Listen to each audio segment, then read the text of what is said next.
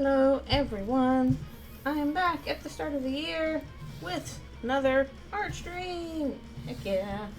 We're working on more Eldritchrune again for this one, although in this case this is the regular comics. We're not working on the ending stuff today. That will be on a different day. And also I'm trying to introduce a new thing with channel points.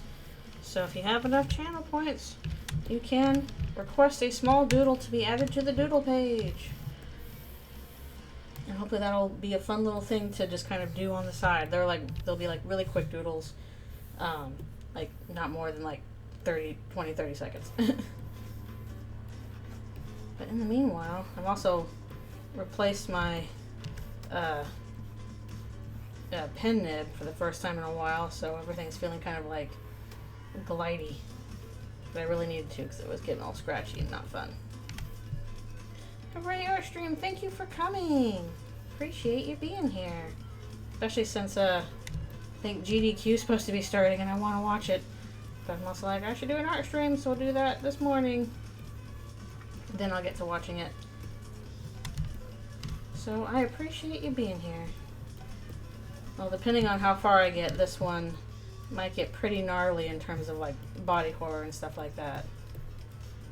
This is probably the gnarliest one so far. Probably will still look not quite realistic, but still. To be forewarned. Anyways, thank you for coming and I hope you're doing well today. On this Sunday.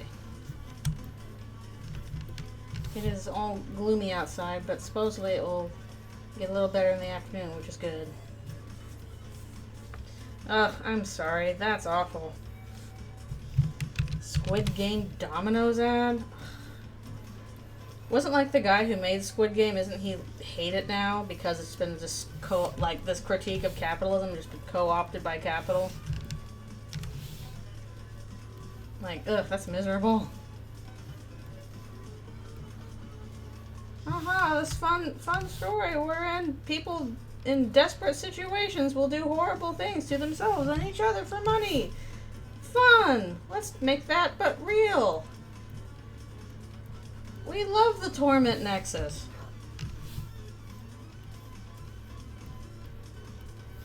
There's that little quote of Joyce from Disco Elysium being like, yeah, you can have green hair if you want, but capital is going to subsume critiques of itself. Nothing you can do about it. Don't like scathing indictment of capitalism? The 12 cheap cash grabs? I don't know. I can't say it appeals to me. Like I did see the original Squid Game and I liked it. I have no desire to see Squid Game but real. Like that sounds absolutely not fun.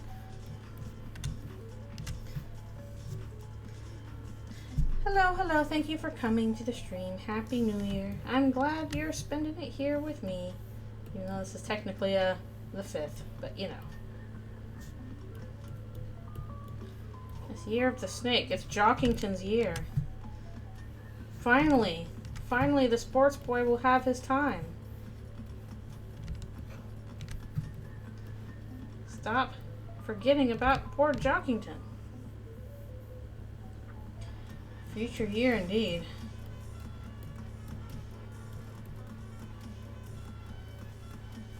Pacific Rim year. Yeah, we'll all unite behind stopping the kaiju. I should watch Pacific Rim again. It's such a good movie. I saw that in the theater when it first came out and I was like, yeah! This makes you want to get up and cheer. Very fun movie. I did not see the sequel and I have no intention of doing so.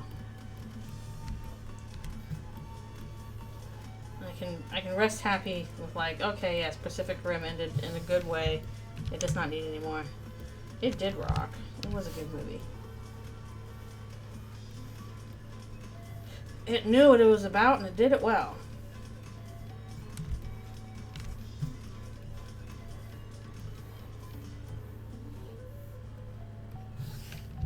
It introduced cool concepts. Oh, here we have Jevil.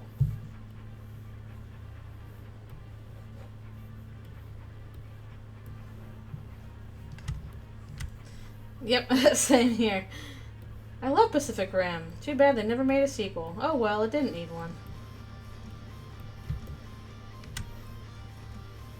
It was great as it was.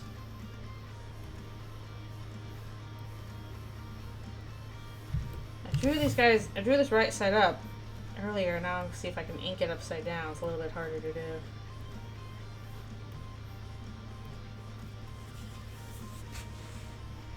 I know. A dying breed it is. To have just have this one movie. It's just the movie. The story is done. It is no longer a secretly and like 3-part movie. I know, I'm glad nobody's tried to do that with Parasite. I still need to see Parasite. I haven't seen it, but I should.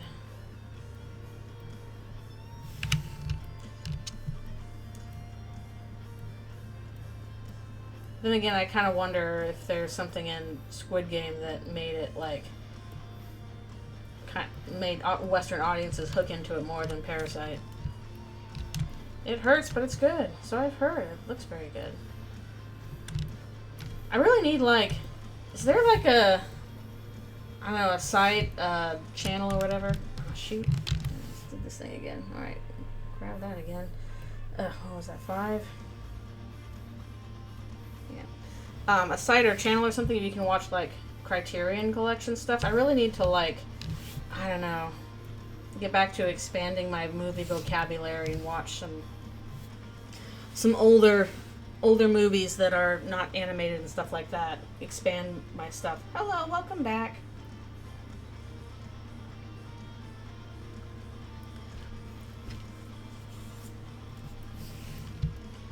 I'm sorry your phone died. That sucks. But now you are back. Did you get a new one for Christmas? Or various holidays? Happy to have you here. Thanks for being here. Yeah, I should ask around about that. I really need to expand my movie watching stuff. Not get too caught up in just one medium, one genre.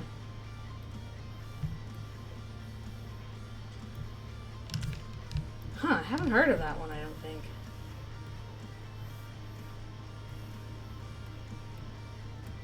Like, it sounds vaguely familiar, but I don't know what it's about. Or any of that business. Yes, I'm happy to have you all here in the new year.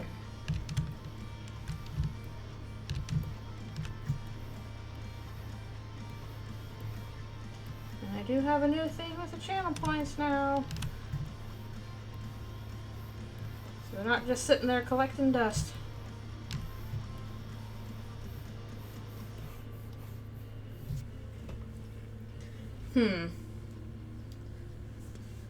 Yeah, that is part of the problem, is it has to be like a new media, like I have to be able to focus on it. Usually if I end up watching something new, I just do it while I'm like eating, Nope. There is a cooldown on it. I think there's a limit to how many you can do per stream. So it's not overloaded, and it's just that. They're just supposed to be little diversions. Yeah, that's part of why I haven't watched the new season of Arcane yet. I'm like, this requires focus. And thank you for being subscribed.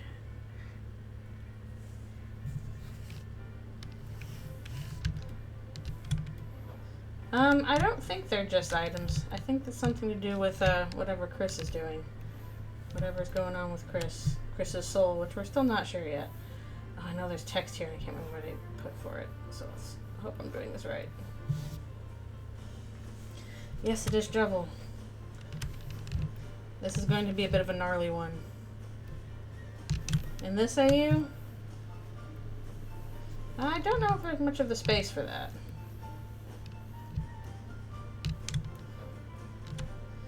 Hello, hello. Thank you for coming to the stream. And hello there. I'm coming in on Jevil boss battle. Ugh, good grief, I swear. There's something going on with my tablet where it's not quite doing stuff right. I think you can do 5 per stream. there is a limit on it. So you can do some. Please do. But you can't just ask for that one after another.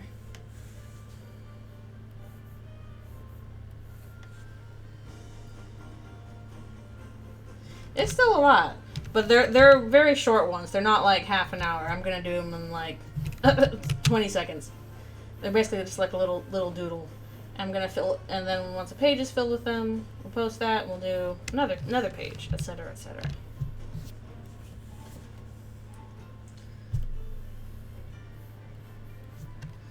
Oh, I swear, what is going on with my tablet? I think it's because I've been pushing it around a bit, and I'm worried some of the wires are a little loose.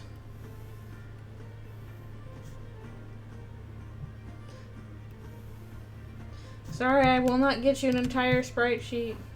They wouldn't be very good sprites anyway. They're like 20 seconds each. They're just for funsies.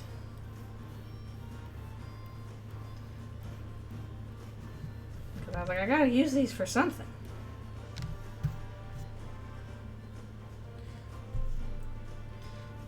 Oh, I can feel that though. Sometimes it's like, you know, you really want to do this thing just to prove you've done it. I've surprisingly gotten better at the secret bosses. I generally pretty much suck at them.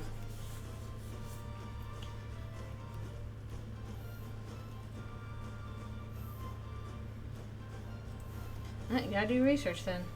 But, what was I saying? Yes. You can redeem the points for just a little doodle. Short little doodle.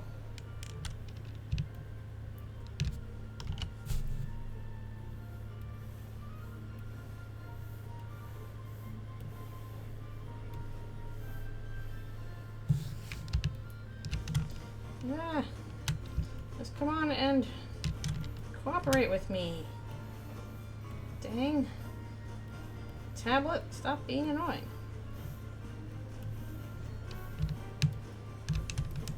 Doing the backgrounds on this is going to be interesting because I think it's just like sand. Jevil is influencing my tablet. He's bringing chaos to it.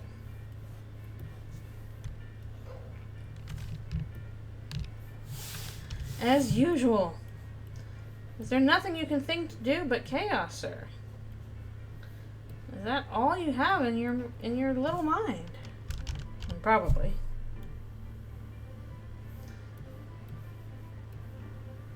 That's okay. He knows what he's about. Oh, thank you. We'll see what we get with chapter 3 and 4. I'm not changing the ending of this one, and I want to finish the ending of this AU before the actual ending for Eldritchrune comes out. He just wants to justify wailing on the teenagers. Shark. Yeah, you should get back into it. Even if it's just little things. It's fun and it's good for you. Almost even more so if you don't have like a paying equivalent to it. It's just kind of, you know, for fun. I gotta do this for my job again tomorrow. I gotta get strong. I gotta try and fix up muscles for like my upper body, arms and back and stuff like that, so that I hope they won't have this issue with my wrist anymore, because all that stuff is connected. In fact, I gotta make sure I'm sitting up straight and muscles are working well. So yeah, I must get strong. Must get strong in order to draw weird things.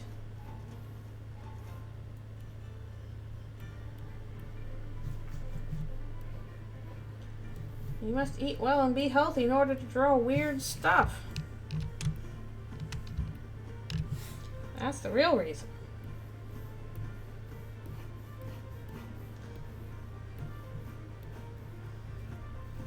What is the reason to fight the secret bosses in Eldritchrune? Or in canon?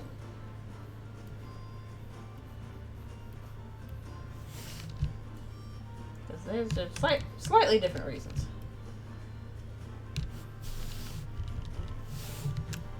Not quite like that.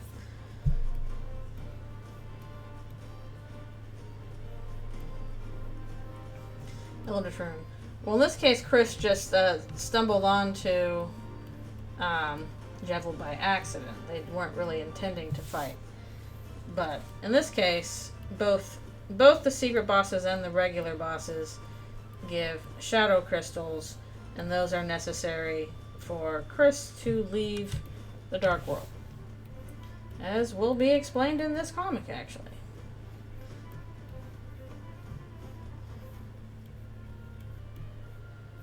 I feel like I did something else wrong there. Oh well.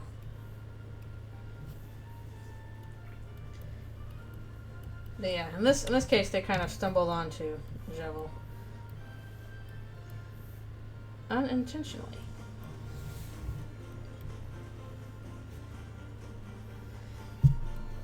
Sham is not. Sham is barely mentioned in this comic, but I don't think Jevil brings up Sham.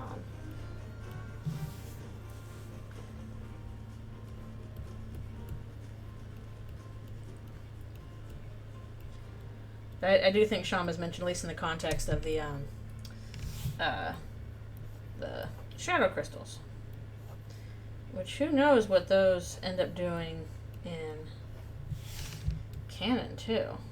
Something interesting. But it is still a mystery as to what.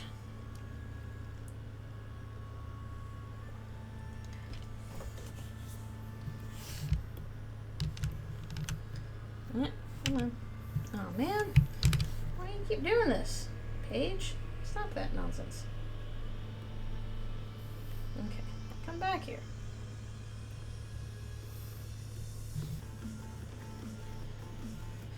Oh, yes. I'm sure there is.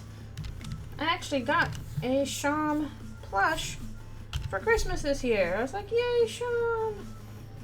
Although I keep losing his staff. I feel like there's supposed to be like a magnet thing in the staff to attach, or their staff to attach to their hand, and it's not quite sticking. So I'm like, I'm gonna lose their staff if I'm not careful. Their little magic staff.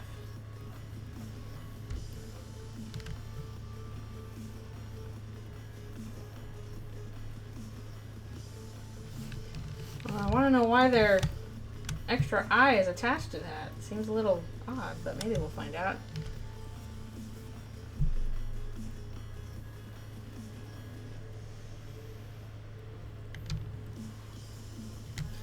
I don't think ballerinas exist in this context as much. When was ballet invented? When did they come up with ballet? That seems like a... I don't know, what kind of century would that be? I should have moved to this pen.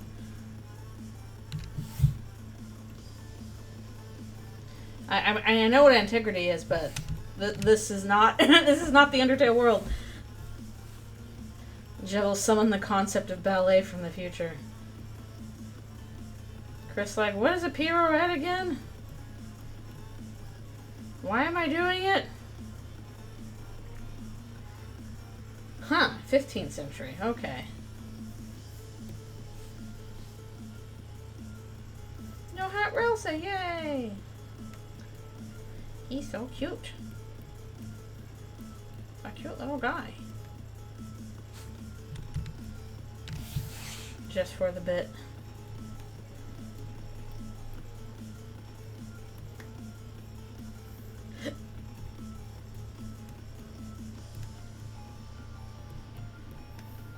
I have no clue what century this is supposed to take place in because that is supposed to be intentionally nebulous. So does ballet exist already? Maybe. Does Italy exist?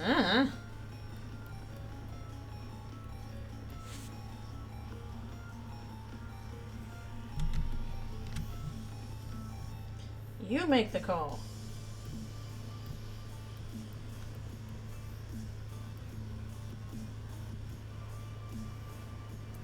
Plot twist. Ballet exists, but Italy doesn't. I can go with that.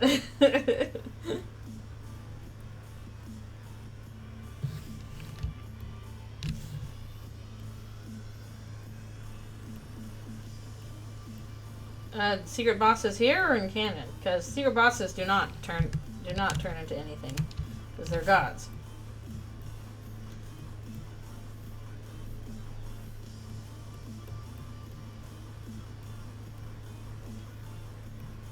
Maybe Sean would be able to conjure up something from that, but for the most part, no.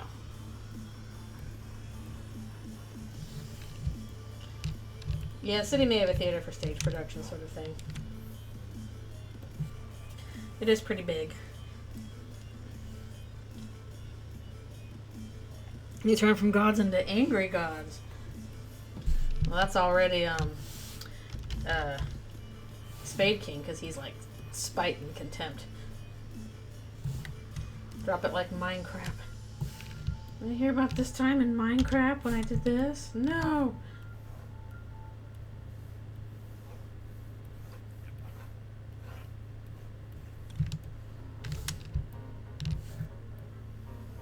No, they do not turn into items.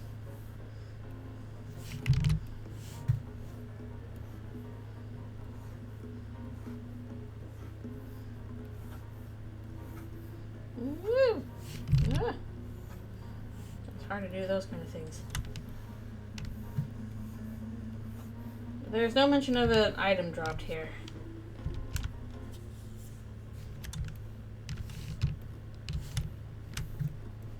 It's just a big, bad, scary fight. You get much better results from the actual video game.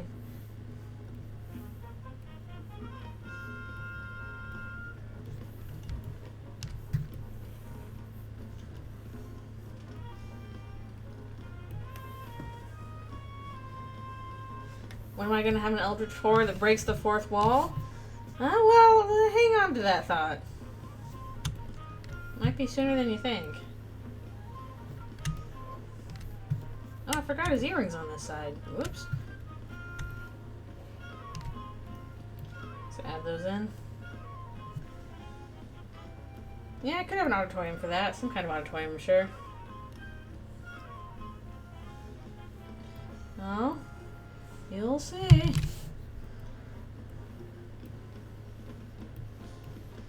You will see soon enough. Yeah, I probably won't get to it in this part, because this is a 2-part boss battle, like with Queen.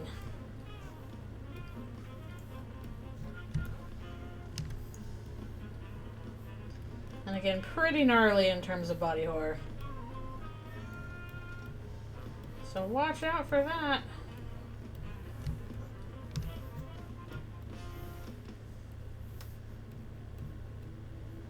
We do something a little funky with the fourth wall by the end. Just a little funky. Yay, gore, indeed. Blood and all that.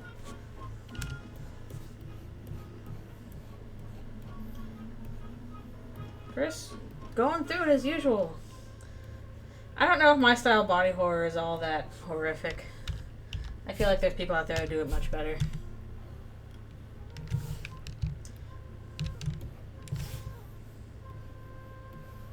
No, that's understandable. I can see that. It's like different kinds of horror sort of thing. Like, I don't really like slasher films where it's just like, you know, somebody's getting hacked up or whatever, a lot of blood and guts all over the place. But body horror is interesting. That can encompass different things. It is a wide variety of stuff happening. That makes sense.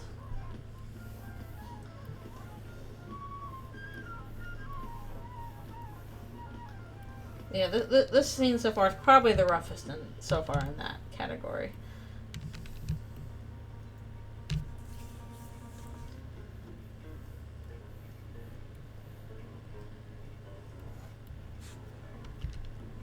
Maybe there'll be something rougher by the ending, but we'll see. Actually, I'm not sure if there's anything rougher in the ending. Because I know what all stuff happens in the ending. And there is some rough stuff. Oh, I've seen, like, I've seen little explanation things for the Walton Files. I wouldn't even say the Walton Files is that big on body horror.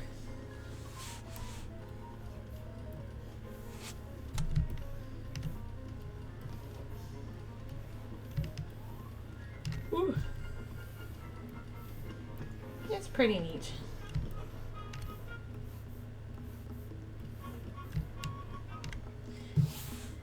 Hello, thank you so much for coming to the stream. I'm glad you're able to make it. Well, I gotta take my usual break soon to stretch, because I gotta keep my wrist up. My day has been okay so far. It's a little bit gloomy out, but hopefully that will change a little bit. How has your day been? Okay. Man, how did I do this? Okay, it's kind of like that. Yeah, I have not heard good things about the painter. Again, my funny thing is, like, I don't really watch much of the actual analog horror stuff, which I know is kind of bad, but I like watching, like, you know, Nightmind or whoever analyze it, or Wendigoon and stuff like that. Like, those are fun to watch. And from what I've seen, people are not super fond of the painter, and from what has been said, I'm like, okay, I don't think I'm super excited to check that one out.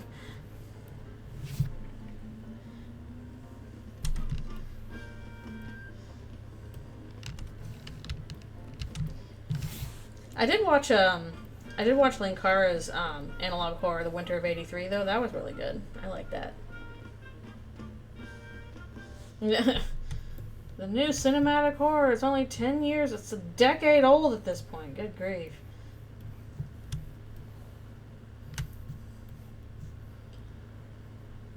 Also, sorry that the size on Jevil's fingers are they're dangerous.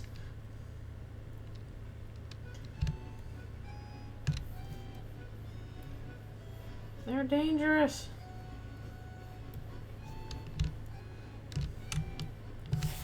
Not the movie, just the franchise. The FNAF franchise is 10 years old.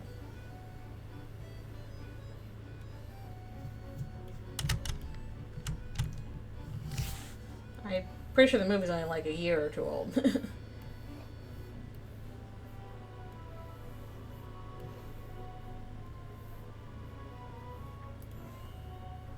Yeah, just the games have been around since 2014. I remember that.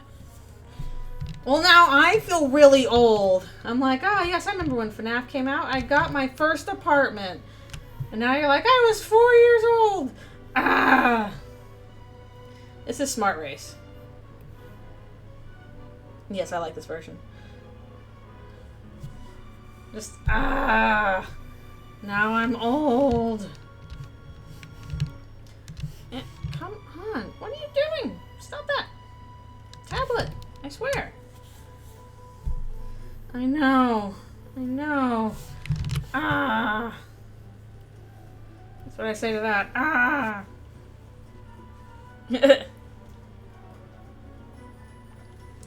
suppose I should try Hollow Knight sometime.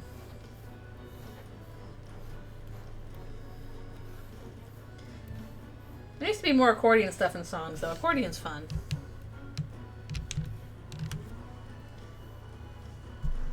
Yeah, I'm pretty sure Back to the Future is about 40 years old at this point.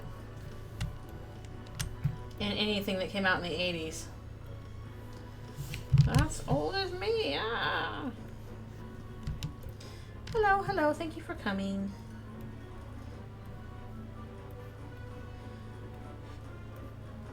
Okay, let's see. Oh man, I'm almost done with this, but I should probably, yeah, it's time for me to take my stretch break. So I will do a quick stretch break here. The stretch break's very important. I feel old. Ugh. I remember, like, things in terms of like both internet decades and pre-internet decades. VR headset, goodness gracious. I'm not sure how well I would do with a VR headset these days, especially considering I think I got motion sick the first 2 times I played Outer Wilds, which is not terribly fun. At least I got that fixed. But I get the feeling that more immersive stuff might be a problem for me, which is sad. But that just might be a getting old thing. Like my dad can't watch a lot of movies now, especially if they have like shaky cam sort of thing. It makes him ill, so whenever we go see movies, we have to like sit in the very back row. Meta Quest 3.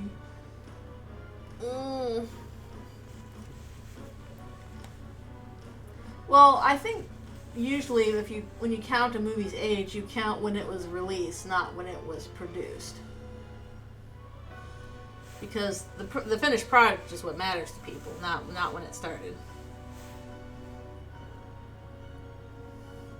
Yeah, I seem to struggle with first-person games.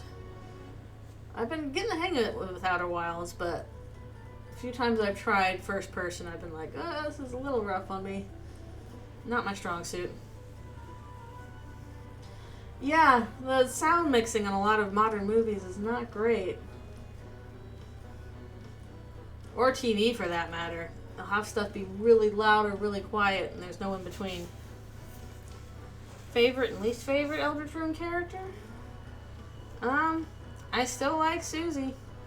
She's my favorite across both versions, just because I like the Suze. I don't know about least favorite.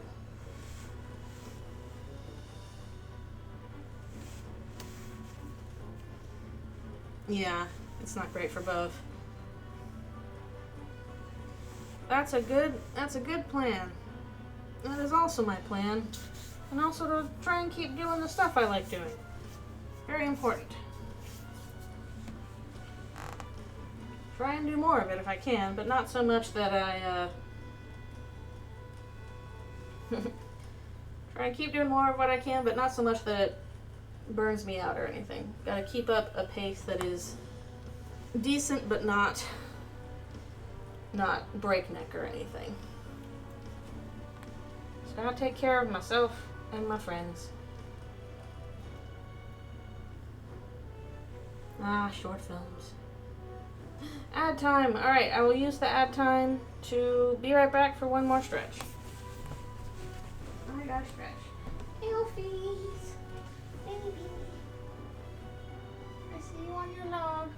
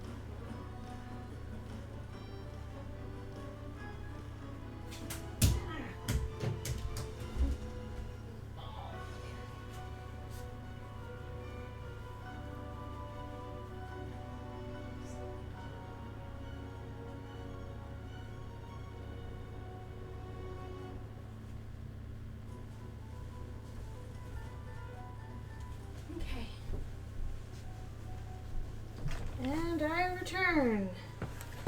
Hello, hello. Thank you for coming. Oop. Imagine having ads. That's right. If you subscribe, no ads. You will be ad-free. The way to be.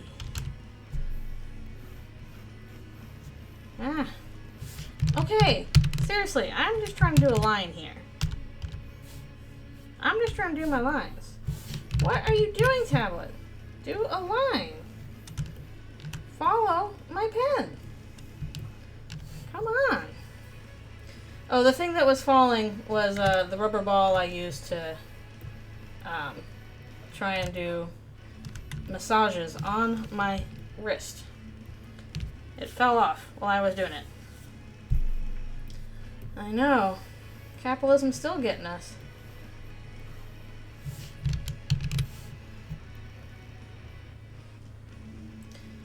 I know. I'm not sure what's going on with the tablet. I think, because I basically propped it up on a bunch of books to make it taller. Try and help with, again, wrist stuff. The plugs might have done a little something weird, so the thing's not quite registering. I'm a little worried I might need to replace this tablet again, and if I do, I should probably get something that I can mount. Because I don't think I can mount this one. And this problem again.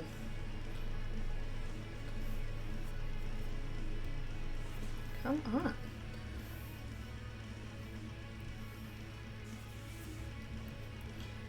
Because I don't think I can mount this tablet. I think it's supposed to be designed for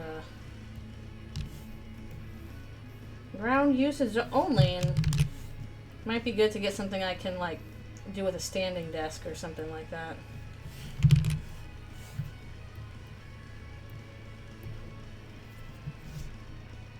Well, thank you. I'm getting tugged in by the wind.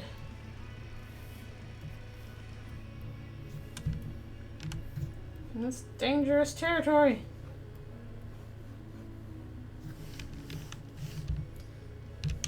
The way to do it is to practice.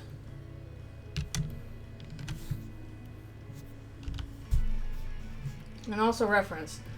That's something I feel like I'm kind of behind on a lot of that. I haven't been doing much anatomy practice in a while, and I feel like I'm getting kind of rusty, but I never have time to do the practice I need because I've always got so much stuff I want to do, or else I gotta work. This is a battle between Chris and Jevil. This is the Jevil boss battle. Probably the next scene I do will be back in hometown with Undyne and Alfie's, but gotta finish this one first. This one is just, good grief, it's taking me a while. Doesn't help I got distracted by oh, I want to do that comic with Alvin and Garrison, and I want to do an animatic real quick. Oops, your wrist doesn't work now. I mean, I'm drawing, but I'm not usually referencing a lot of anatomy stuff. I'm just kind of going for it and basing it off of what I already do. And in terms of practice, it'd be kind of more like art weightlifting. Just, okay, I'm going to do, some anatomy studies and stuff like that. Just kind of remember how bodies work.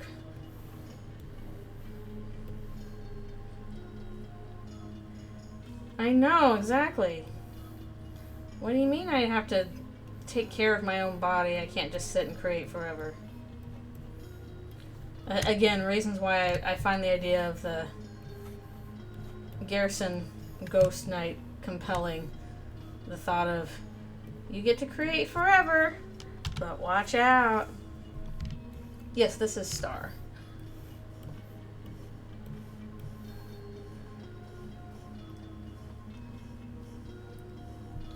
Return to Trophy City. Tonight is Timmy's egg.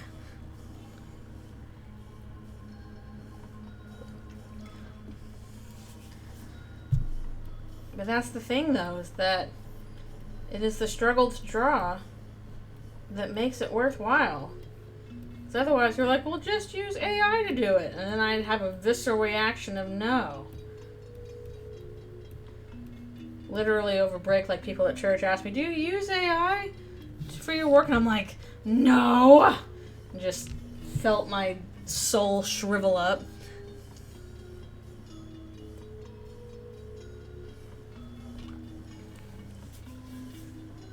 I should still play Final Fantasy VII sometime. Yeah, they might. Yeah, basically it was either at church or people that we knew from church did it. They might have been just curious or just asking. I don't think it was out of malice or anything, but my reaction was still, no, I hate it.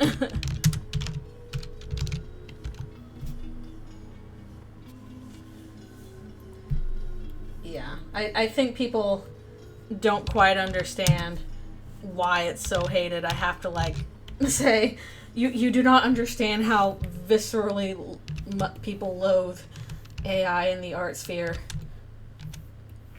Like, I think one of the people that asked this was, like, church song leader, and they're like, well, could a robot do song leading for you? And he's like, no, they would do this, this, and this wrong. And it's like, yeah, same thing.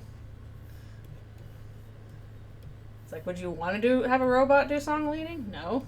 Well, we don't want this either.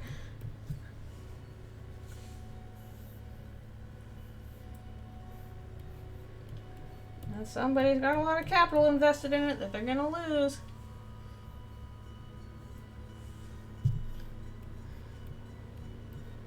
Also, I'll never understand the, like, AI can help you come up with ideas thing. It's like, my dude, the ideas are not the hard part.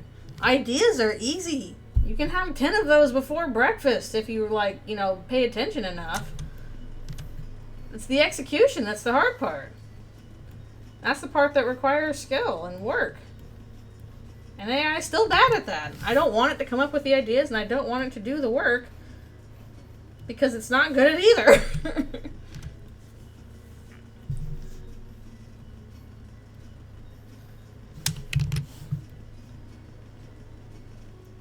Yeah, we cannot talk about the scourge of humanity. Let's not do that. Yeah, so, like, if you can't do ideas, then please do actually go out and touch grass. Like, please go read a book, see a movie, refill your well. It's one thing if you're forced to do and have an idea. Like, if you need, like, hey, I need you to do this for, like, work project, then it's like, okay, that takes a little work. But still,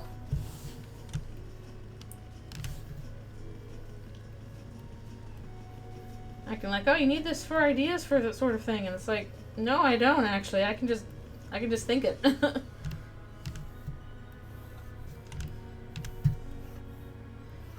scourge of humanity. The dreaded art block.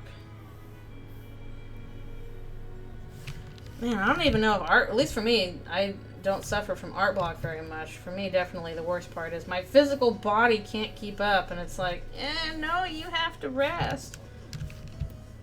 You have to take care of your body. And I'm like, fine. Fine, I'll exercise and get sleep and eat well. Watch me.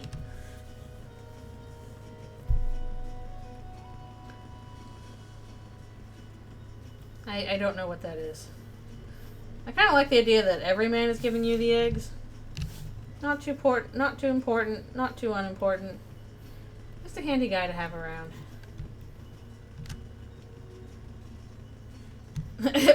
Transcending the flesh for the purity of metal. The problem with transcending the flesh for the purity of metal is that flesh is still better at doing a lot of stuff than metal is. People are like, oh, I don't have to maintain this stuff if I have a robot arm. Yes, you do. There are people that have robot arms now. And they're really hard to maintain, it turns out. Flesh shockingly better at metal at quite a few things. Yeah, metal corrodes. Metal has, software updates you gotta worry about now. Whereas in human, the flesh update is just your brain. I have words about that.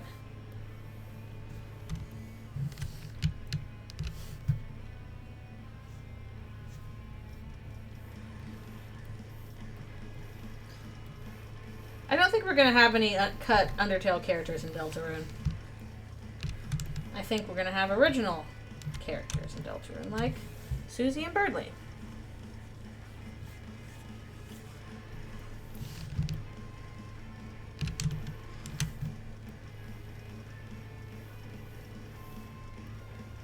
Yeah, I guess the one thing that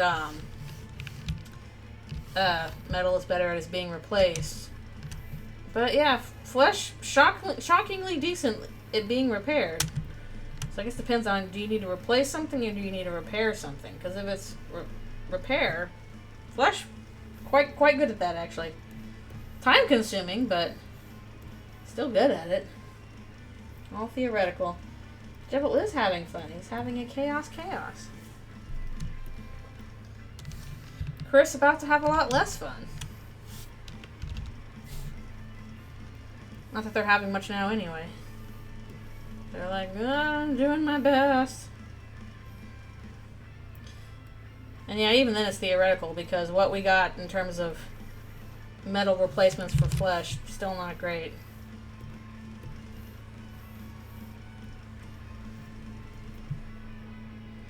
We've switched the entire art style.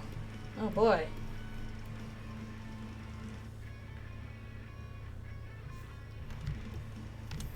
Yeah, we still can't match the brain. We have no technology at the moment that is comparable to the human brain.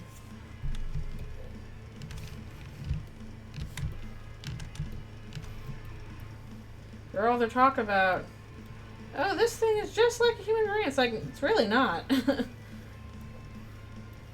If it was comparable to the human brain, it would be basically a person, and we have to talk about it like it's a person. Nobody does that. Yeah.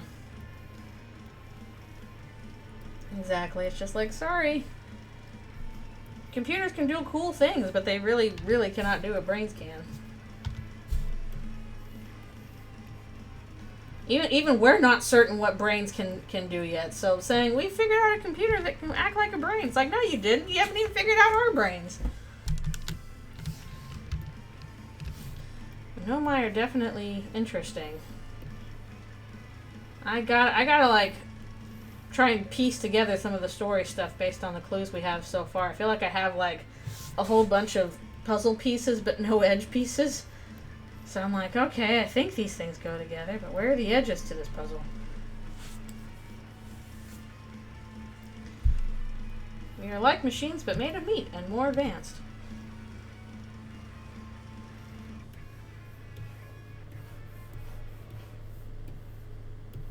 I haven't seen the Eldritchrune musical yet. That's the best part. Oh boy.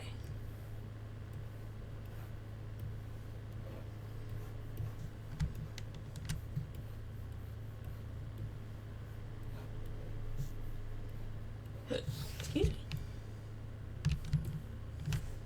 Jevil, you take a while to do stuff for.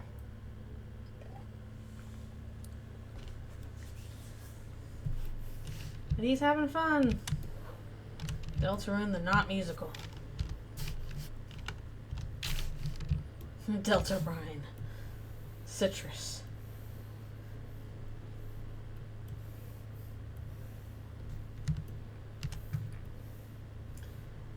Yeah, it has been a while.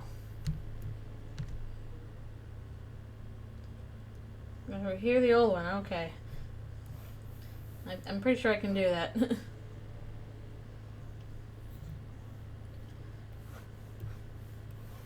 Oh yeah, I'm sure they could do Undertale Yellow as well.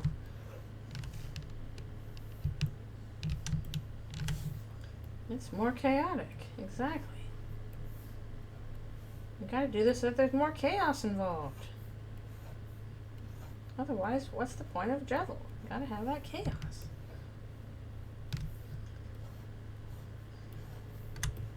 I'm gonna have to go back over a lot of this with a lot of effects to simulate the spinning, because it's like a whirlwind. Woo!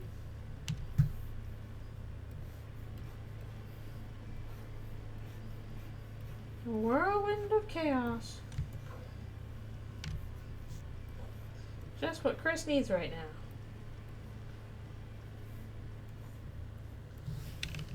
Okay.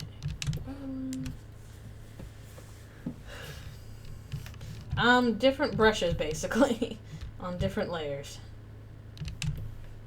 That is what I mean. I've been drawing all this. Ah, jeez, on the wrong layer again. Alright, let's switch these around. Switcheroo! I want these labeled properly. Chris looking worried.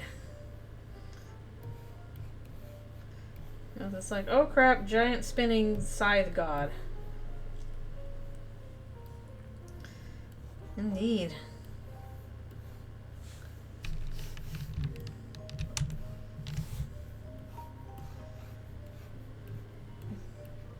Like, I don't know what I was expecting to find here, but giant spinning scythe god.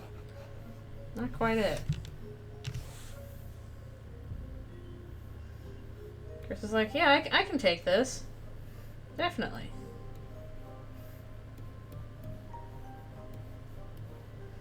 Especially by myself.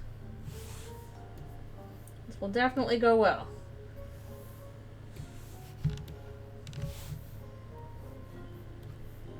And not end in horrible mutilation.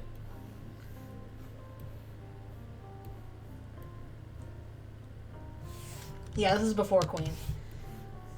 This stuff's out of order.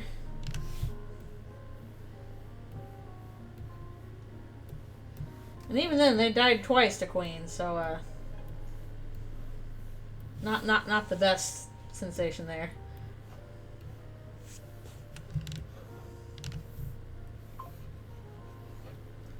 I'm not sure which boss they would have died the most times to.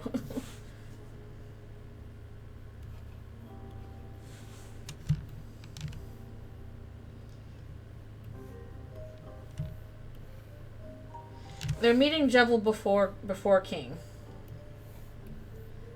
They were on their way to face the Spade King, and they got a little sidetracked.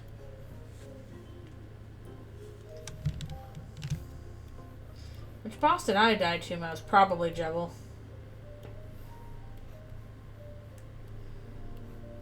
I am super shocked that I beat Jevil in like first or second try last time I did it.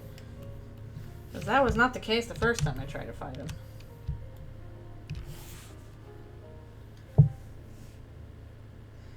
Good luck, Chris. Unfortunately, I think they only die once here because I can't do, like, that many attempts. It's a lot to draw. But you can still get the point across, even with one. All dying to chaos.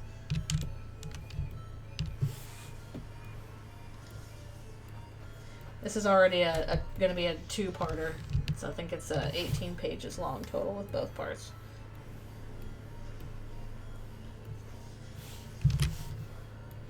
Which not quite as bad as Queen. I think that one was 20. It was 20 pages, but Queen had a lot to say too. I guess Jevil does too. Yeah, I do think Spamton Neo is a little bit easier to tackle than Jevil. I don't know, just the bullet patterns on Spamton I feel like are a little bit easier to figure out. But whereas there's like some bullet patterns with Jevil, I'm just like, I don't know what I'm doing. Like, I know what I'm supposed to do, but I don't know how to execute on that properly. Yeah, I think, like, again, I'm not good at the bullet hell final secret bosses, and I think I beat Jevil on, or Spamton on, like, the 4th try.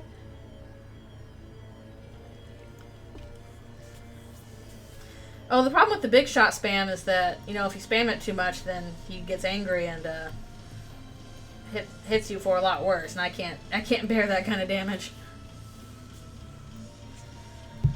Oh, sheesh, the Snowgrave version would be even harder because you're just at it solo. I have not played Snowgrave. Don't really intend to because I don't really do the No Mercy routes. But somebody else can do those, and I can watch and find out what happens, and Flowey can yell at me for it. That's fine.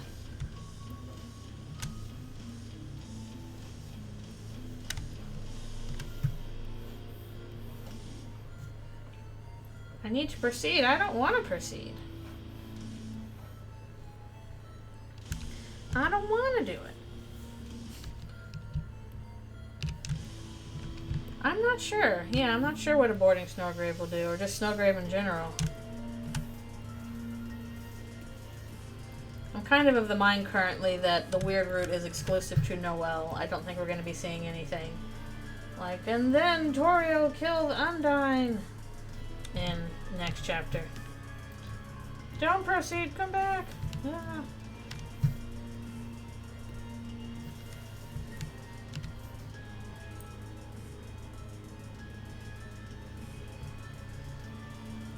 Oh yeah, I know Flowey calls you out for it, and that's just my way. My way is I don't really want to play those things. They don't interest me from a gameplay perspective. I like doing the story stuff, and for the story elements that are important to that, I can see other people play them, and Flowey can call me a sicko if he wants. That's fine by me. Weird Root Jockington.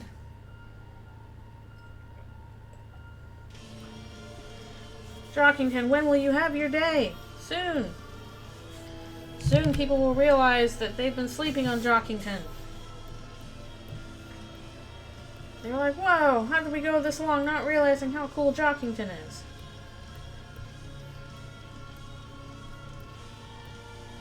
And be like, yep. All along, Jockington was the cutest.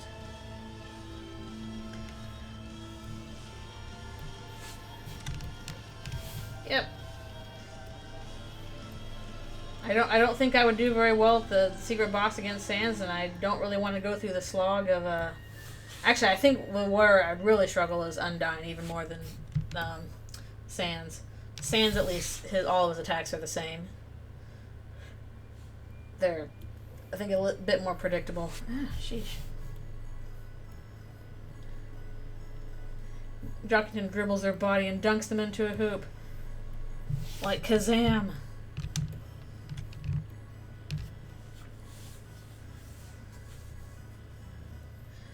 I just like the way, like, even if I have no interest in playing Snowgrave, I really appreciate the way it was executed and that it was not advertised at all and people had to find it on their own, so it really did feel like an old school creepypasta, like playground rumor of, have you tried doing, if you do this thing in the game, you'll get this secret ending, and it's really messed up, where Birdley dies and Noelle kills him, and you're like, what? Like, that is neat. That it really, really well executes on, like, playground rumor style creepypastas.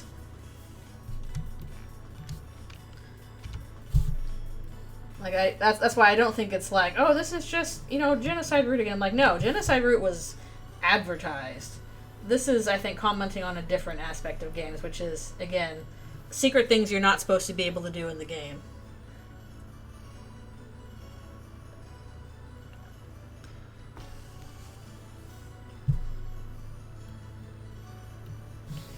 Yeah, we'll see how people are able to deviate from that.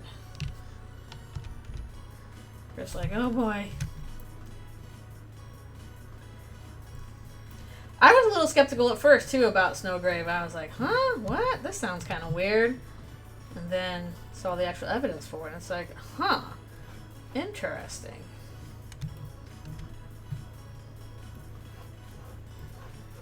Kind of more like, okay, I gotta try something. Burley's a frozen chicken nugget. What if he unfreezes? Then what?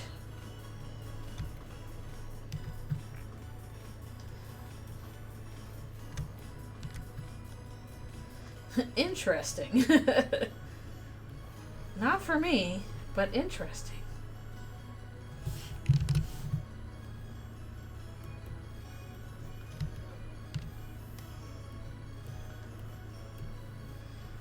I want to be nice to the characters. I don't want them to suffer. Well, I do want them to suffer, but not quite that way.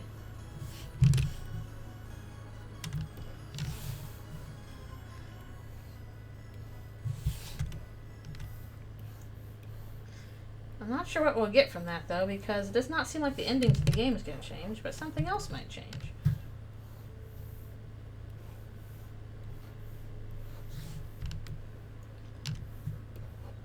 However, I'm a little relieved that, or at least I don't think that the way it's set up right now is that we'll have to do the weird route in order to get the true ending. Because that was the one thing I did not want. I did not want a situation where, like, in order to get the true ending of the game, you have to do all of it, including the stuff that's dark and depressing. And, like, I'm glad that option is there, but I'm glad it's an option. I don't want that to be necessary for the actual game. Gamers don't die, they respawn.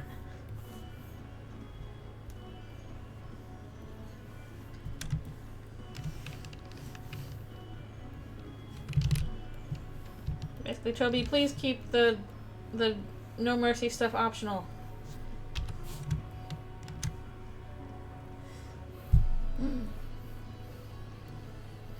Birdley was in control all along.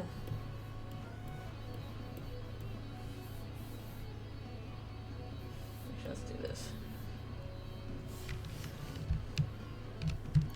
Y'all weren't aware of Birdley.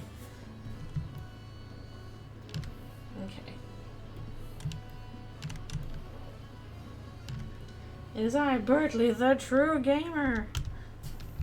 Knight's like, well, Birdley, I only play mobile games. You must die. Die, monster. You don't belong in this world. This world of true gamers. I keep forgetting Jevil's earrings. Good grief.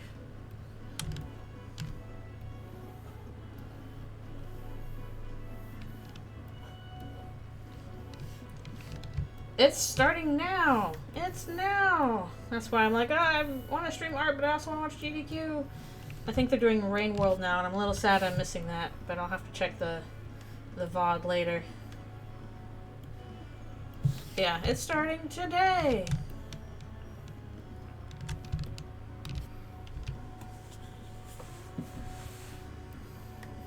I didn't see anything that was super interesting to me this time around. Of course I'll watch it because I just really enjoy having it on. But I don't think there are any Undertale Deltarune runs happening. And nothing else that was super like, I gotta check that out, I love that game sort of thing. The last one we had was in the summer. They do it twice a year. They do one in January and one in the summer. And then they do a bunch of smaller ones, but these are the two big ones they do.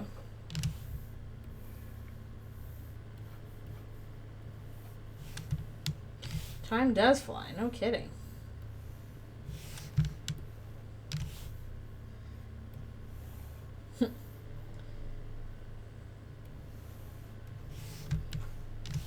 Yeah, right now, Chris and Eldritchrune still does not know what Birdley is talking about. Nobody does. It's a mystery to all. Ads. Almost time for me to take my break, too. I need to try and time those better. If you subscribe, there will be no ads.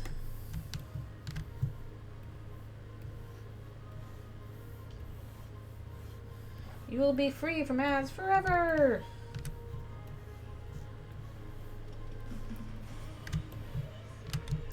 Good grief. Photoshop is being very testy today. Please work.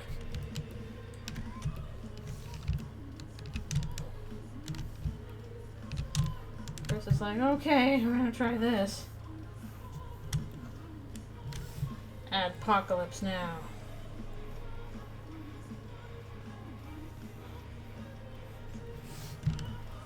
Adobe is fighting back. Adobe, I already give you money. You really should not be doing this to me.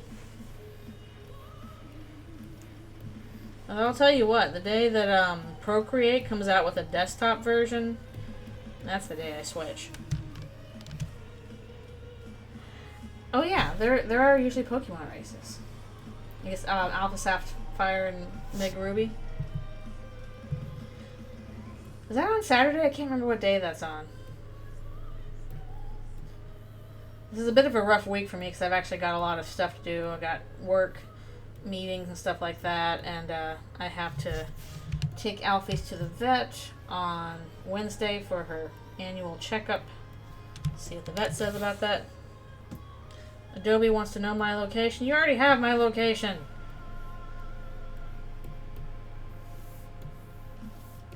Oh, jeez. I did this on the wrong layer again.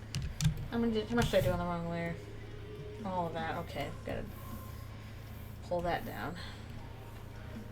Okay, it's on Saturday. Okay.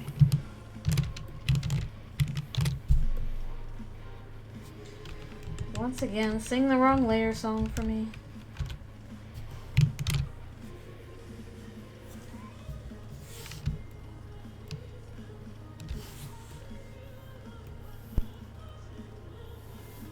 Okay, once we finish this one, we'll do another stretch break.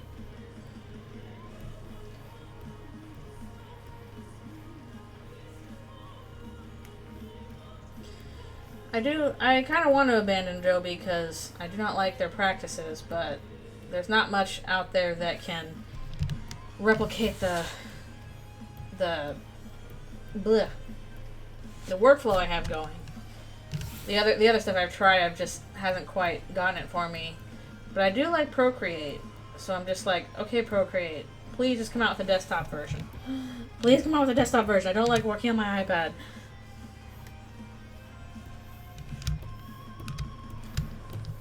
I will pay for your software. Just desktop version, please.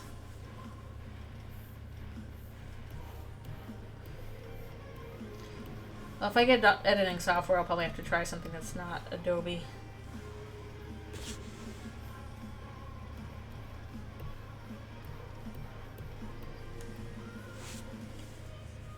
Great, mine think alike. Yep.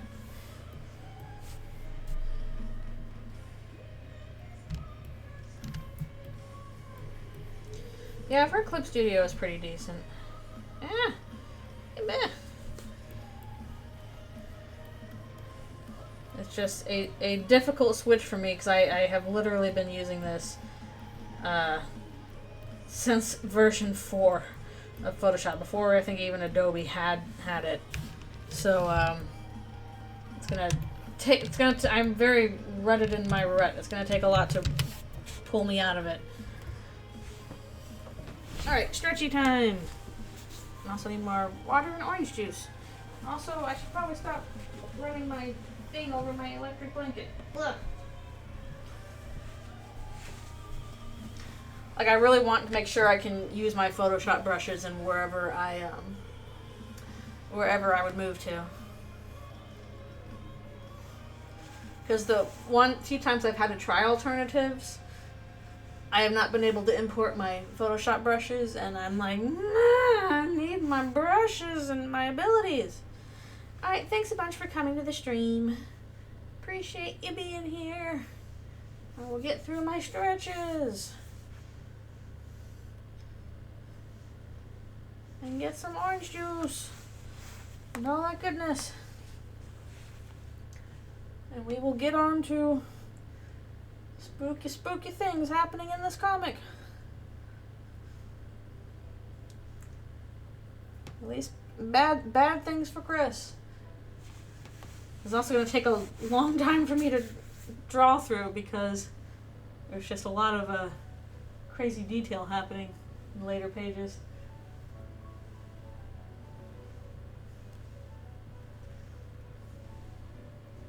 But once we're past it, we get past it. Actually, no, we don't get past it. The second part also has a lot of crazy detail stuff going on. Ugh. One thing after another. Even though I literally do this to myself.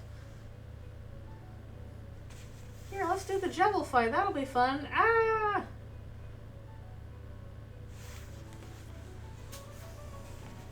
Computer is useful to have. Honestly, I do most of my stuff on my desktop computer. I do not think I could get by with just a phone or a laptop. In fact, I don't even have a laptop.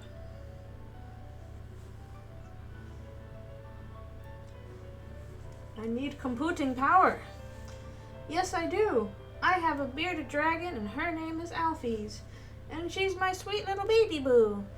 And she is on her log right now, looking so pretty. She has a vet appointment on Wednesday. Gotta check up and see how she's doing. At least she ate some greens yesterday. She's always picky about her greens. But yeah, she's my little girl. I want to make videos.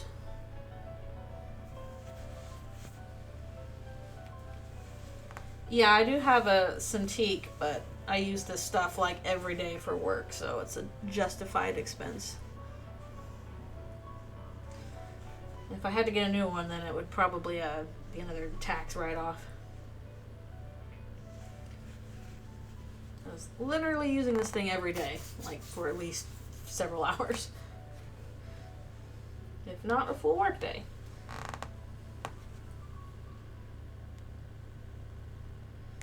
Ooh, I'm glad that it works fine. It took me a while to move from traditional art to digital, admittedly, but I was also like back in the...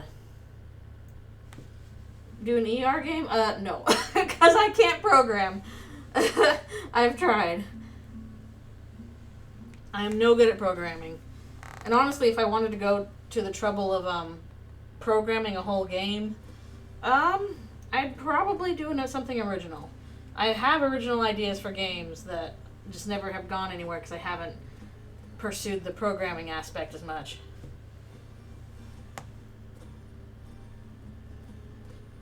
Ooh, okay, be right back for one more stretch and also orange juice and stuff like that. Ew, feast. You have to hold down that fork. You gotta hold it down. With the power of your dragon stuff.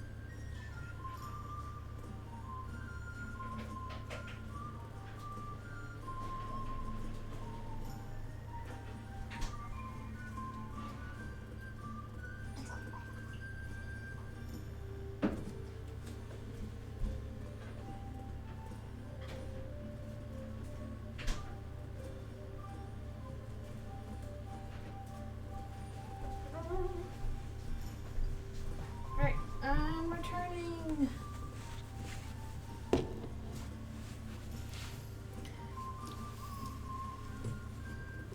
Wait, where's the kitty?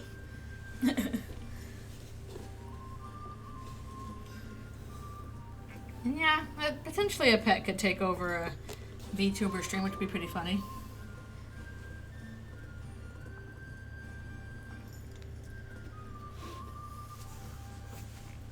And you would never know. It'd be like that pigeon that plays, that runs a bot or something. Viewership skyrockets. First real cat girl streamer. Not clickbait, real cat girl streamer.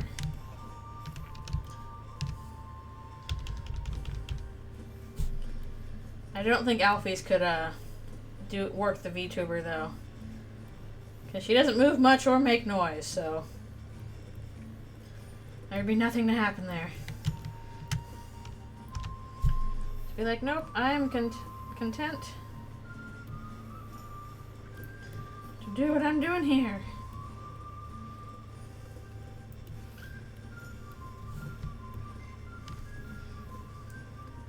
I'd have to set up a camera in like her tank, I guess.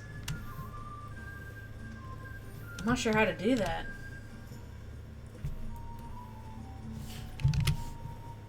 Like, I need a separate camera and hook all that up and stuff. Wouldn't that be nice? She was trying to get under my tablet yesterday. It was too slippery for her, and she was like, like, she kept trying to get under it. I'm like, girl, there's not a tunnel down there for you to hide in. She's like, but it's dark under here. I can get down. Alfie's illustration. Indeed.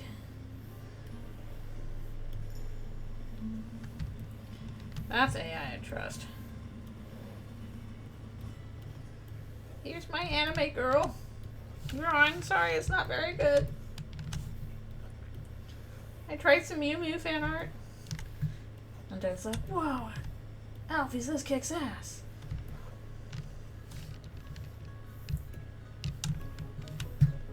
Ooh, one of my favorite horror covers.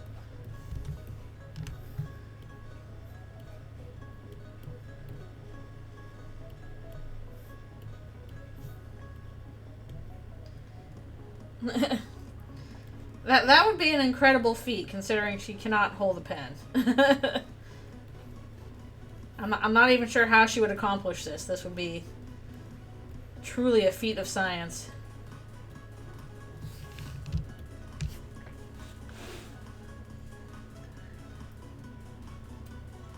I guess maybe if she got, like, some ink on her claws and dragged it around the page. But even then...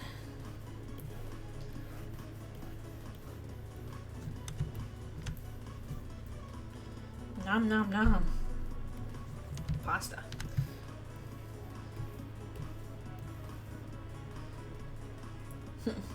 Live reaction. Lynx, Luna, whoever the heck we're talking to. The force of habit.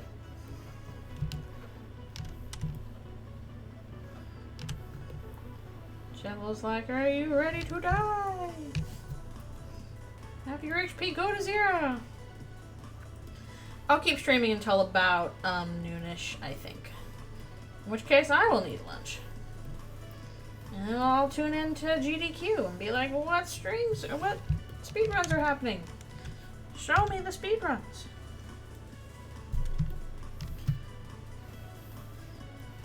Figure out what I need to donate towards, because I'm trying to donate more regularly to these things. Gotta pick a game I like. Because usually I do my, like, last times I did my donations during the Undertale runs, and they read my donations. Yay!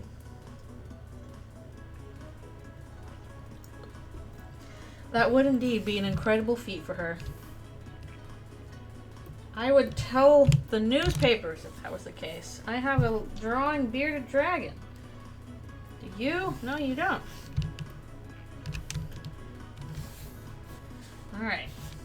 Now on this page things are gonna get rough.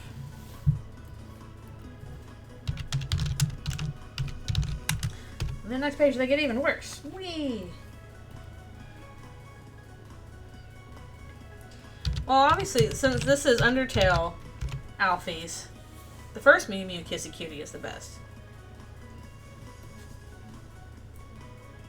Yeah, exactly. She just starts it, and then as soon as somebody looks, she's like, goes back to being regular lizard.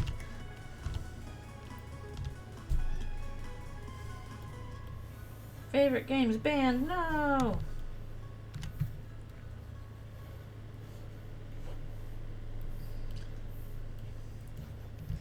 Yeah, I'll figure out what I'm donating to. This next one, whatever I'm watching. I might just like not have anything particular, and I'll just put towards, you know, a fun incentive if I want to see a bonus game or something. There's always an option. I wonder how fast the speedrunners will crack Deltarune 3 and 4, depending on when it comes out.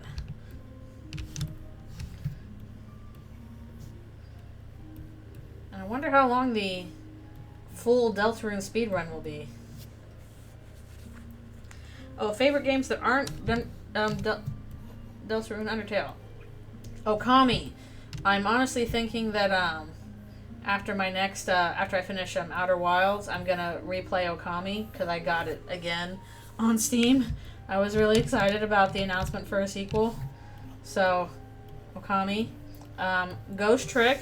Great game. If you have not played Ghost Trick, please go play Ghost Trick. I've already played Ghost Trick twice. One of them was on stream. Play Ghost Trick. Okami too. In terms, I do like some Final Fantasies. I enjoyed 10 when I played it. I have a soft spot for 10 as well as 9. And I don't know if I'd say about 12. And I enjoy Pokemon games, although I kind of play more the non-main titles. Honestly, I play a lot of Pokemon Go because it makes me go outside. But usually when a new mainline Pokemon game comes out, I'll play through the full story at least for the mainline game. Well, you don't need a physical copy anymore. You can get it on Steam. You don't have to get an emulator. They resold it. You can play it on your computer. That's what I did last time. Yeah. Go get it. Go play it. Do it. Do it now. I did really enjoy In Stars in Time. I don't know if it's a favorite, but it's certainly up there. I really liked In Stars in Time. That was good.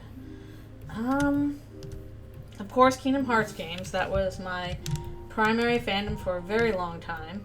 And if we're talking Kingdom Hearts games, I think my favorites were probably Birth by Sleep and 2. And I like the mechanics of 3D, even if the story was a little out there. Yes, when you have money, go get yourself some Ghost Trick. Let's see. What else? Oh, I can't see my games right now. They're being blocked. I was trying to look over and see what games I had. Because I'm forgoing some of them. I do like rhythm games. I played entirely through all of Elite Beat Agents. I beat the whole thing like 4 times, including the hardest modes, which is unusual for me.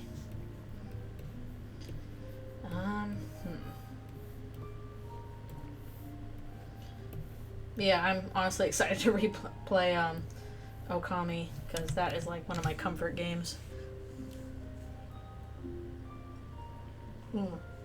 My favorite Pokemon? Favorite Pokemon is Togekiss. I like the big marshmallow bird. It's very cute. I got a little commission once of my first own as a Togekiss. So, I do like Togekiss. Good Pokemon. Also fond of Sharpedo. I wish they would do more shark Pokemon. Yeah, it's so good. I've been fond of Togekiss for a while. I wish they'd do more shark Pokemon, because like we basically got like what? Sharpedo and Garchomp, and that's about it. Please, do more shark Pokemon for me.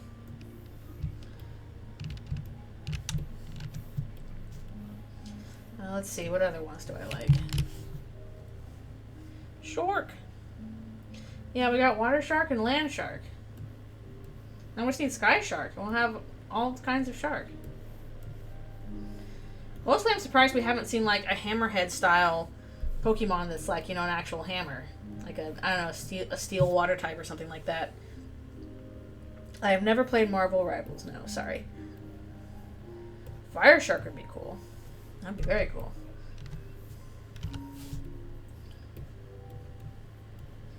But I guess it depends on, like, do you want to base the Pokemon on, like, a concept or, like, a certain kind of animal? Or both.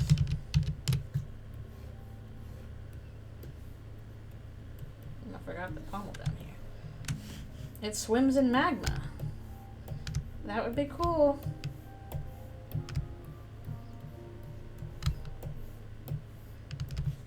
Like, imagine they do like something like a cookie cutter shark, but it's like an actual cookie cutters. Maybe like a little dark fairy type. Used to make cookies, but also can give you a scary bite. That'd be cute. I think I've seen that. I don't remember what it's called. The dog shark guy. I say I like Sharpedo because sharks are my favorite animal. But yeah, Togekiss, my favorite Pokemon. Jeff the land shark. That's cute. I think I've seen that around. If I recall correctly. They look cute. It's kind of like sharks are easy to make cute. People think they're scary, but they're easy to make cute because, especially if you do like certain kinds of sharks, like great whites, they've got really big, like, you know, puppy eyes. That's easy to exaggerate into something cute. Their big dark eyes look like puppy eyes. Oh, Salamence is pretty great. Dargans. I think I have a perfect IV's Salamence in Pokemon Go. I should use it more often. Not that many 4-star Pokemons I have in Go, but I think one of them is a Salamence. Very strong boy.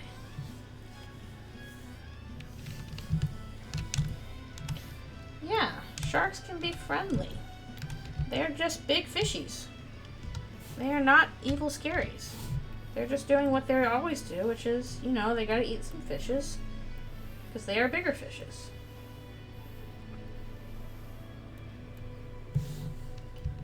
I've always liked sharks. I've always thought they're interesting. That's like, you know, I don't know, like the queer neurodivergent urge to like a weird animal that everybody else hates. Mine was sharks. I have lots of shark things. I've just collected them. The diver rotating a shark. Get rotated, idiot.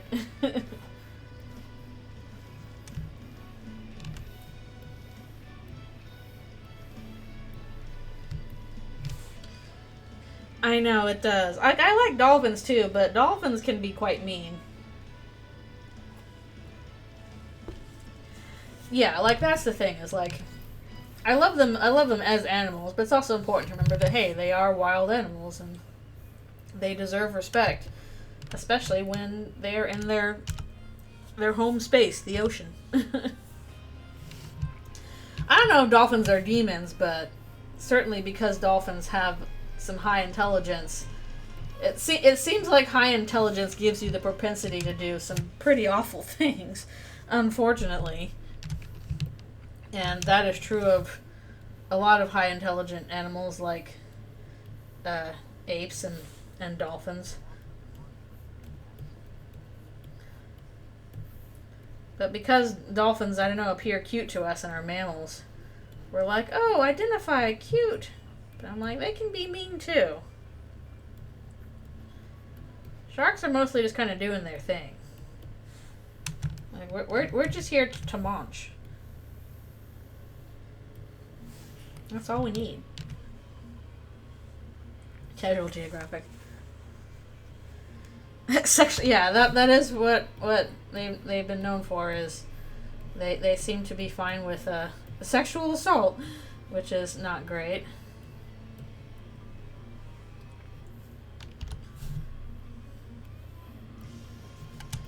Although I haven't heard the best things about swans sort of stuff.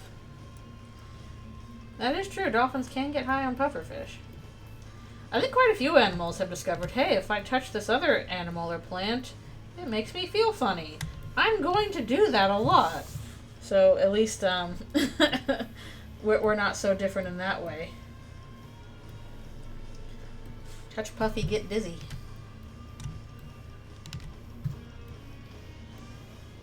And it is cool that they're pretty smart. Apparently they can hold 2 different conversations at the same time with whistles and clicks. That's pretty neat.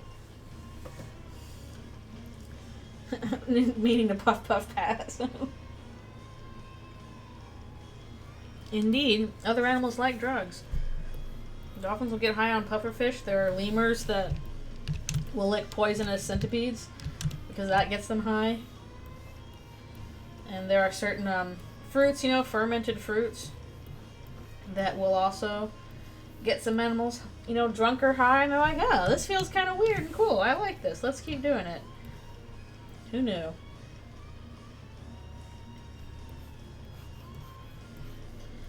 Turns out we're not the only things that do that.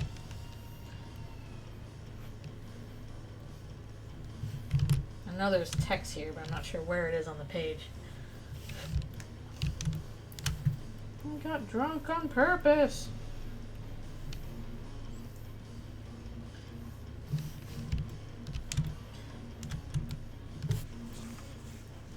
We formed civilization to do that. We did invent cooking. So, like, that probably includes fermentation. So, like, we can not only get this by accident, we can get this on purpose.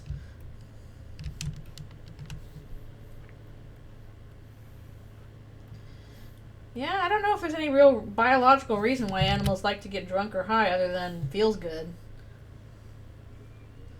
We are not the only weird fellas. We are but one of many weird fellas.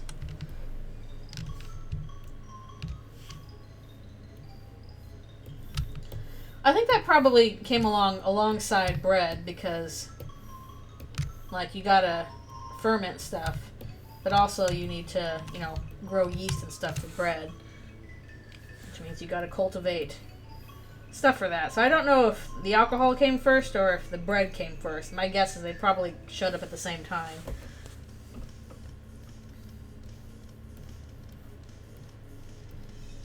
Because, hey, if you can get something that both is, you know, tasty carbs and also tasty drunkenness, why not do both?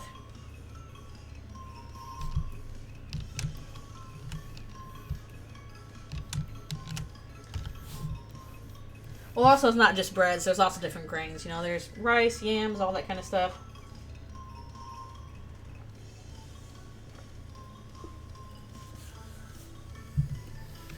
Well, I don't think it was impossible to get clean water. Mostly because, like, you know, water tended to be cleaner before industrialization messed a lot of that up.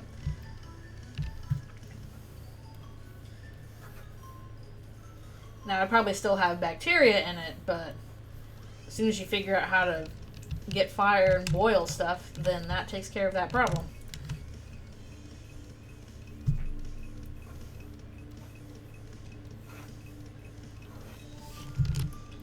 Really, the big thing that sets us apart from other animals was our ability to cook. Because cooking your food and boiling your water goes a really long way towards sparing you from diseases. And that helps you grow big brains, for better or worse. It's waiting for some other animal like crows or whatever to figure out fire and start cooking their food, and then we're cooked. No! It's like, you will watch this ad. You can't escape it.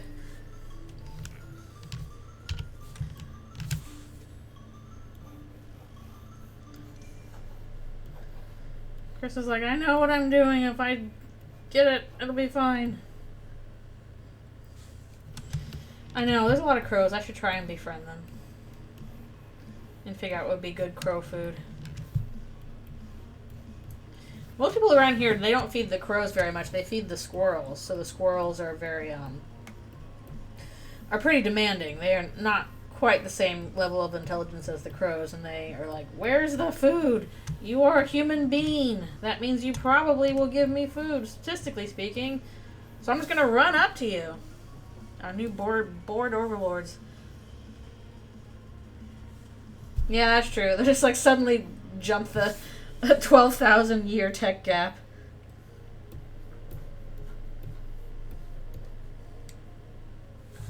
Part intelligence, part rudeness. Well, that's just humans too.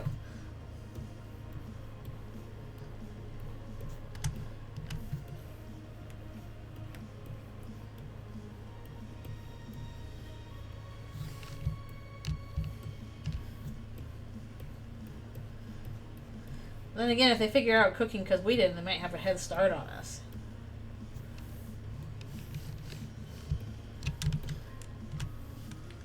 Chris, don't do it!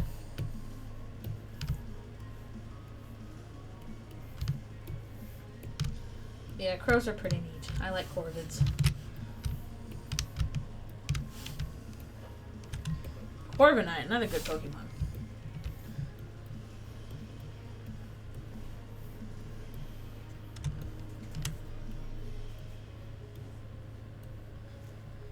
I was extremely weirded out when Pokemon Sword and Shield was announced, because basically sometime before that I was in a hotel somewhere and I was super bored, so I just kind of invented Fakemon game series and I called it Pokemon Sword and Shield.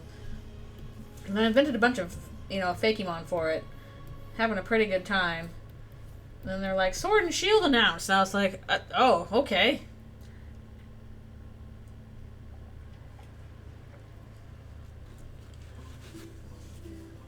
Huh.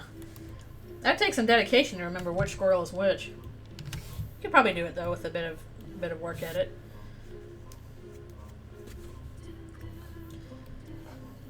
Sue. I don't know if I can do it as well. Just the name is the same. Because my Pokemon Sword and Shield was set in Pokemon Germany. Theirs was set in Pokemon England. This is a good cover.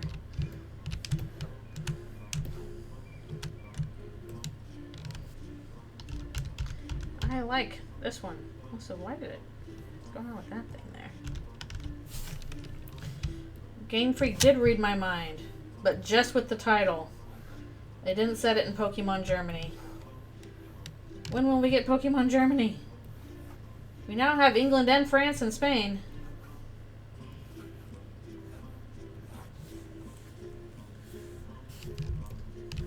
What were some of the ones I had? I had, Ghost and Rock type EVs, depending on the castle.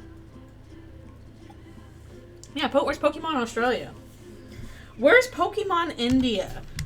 I thought they're going to do Pokemon India soon because of, Copperage, which indicates that it seems to have come from Pokemon India. You figure Pokemon India would be a shoo-in.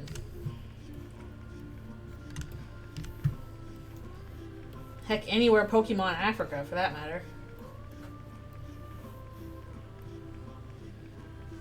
Yeah, you could do some cool stuff with both of India Pokemon. That's kind of what I first thought that Scarlet and Violet was going to be, and then I'm like, oh no, it's Pokemon Spain. Okay. Which is neat, but there's other things you can do, too.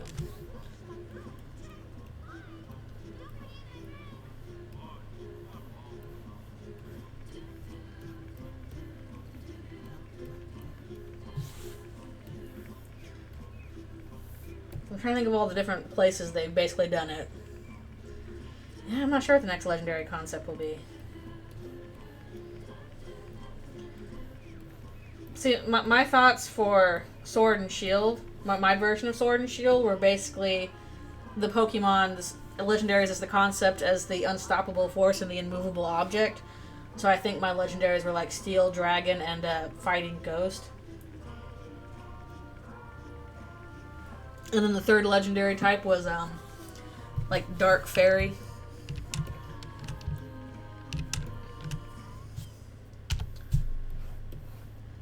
Yeah, I know they'll run out of...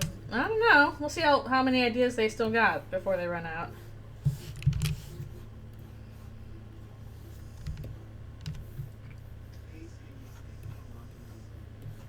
There's all kinds of concepts you can do for it still. I'd imagine. The 4 fundamental forces legendaries.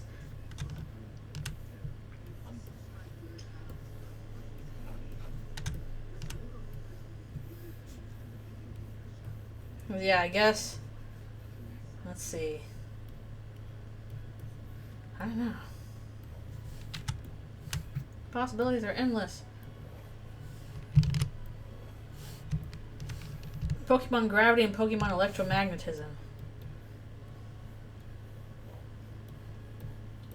interesting concepts. So you could have like a steel electric legendary, and then a ground. I don't know what would be the other one.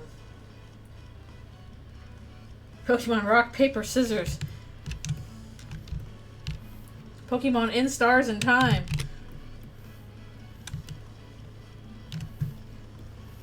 What I just wish is that they would try a different trio for your starter, because it's always grass, water, and fire. I'm like, I don't know. You could probably also make it work with like Fighting Fairy and Dark, right? Or something like that. Yeah, Dark Psychic Fighting.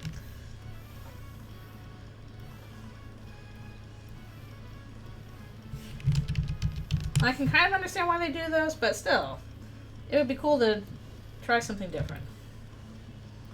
Also, watch out for the Gores. Chris lost their arm. And it's not good.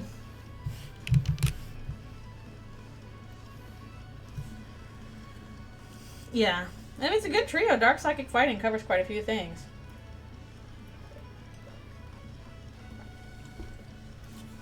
It's not good to lose your arm, I know. Generally considered a detriment.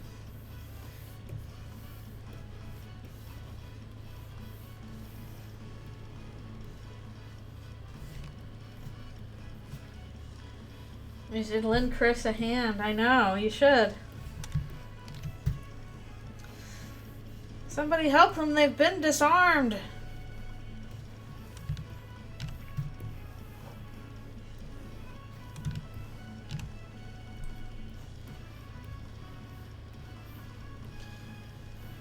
I probably should have looked this up more. Alright, thanks a bunch for coming to the stream. Appreciate you being here.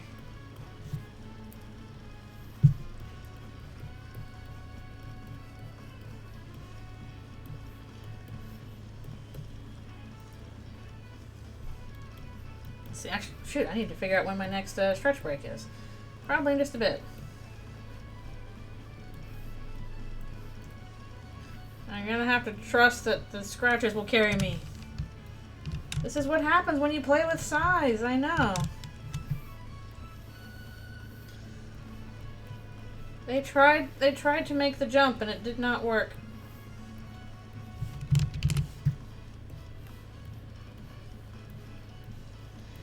It's like, dang it, I was holding the sword with that hand.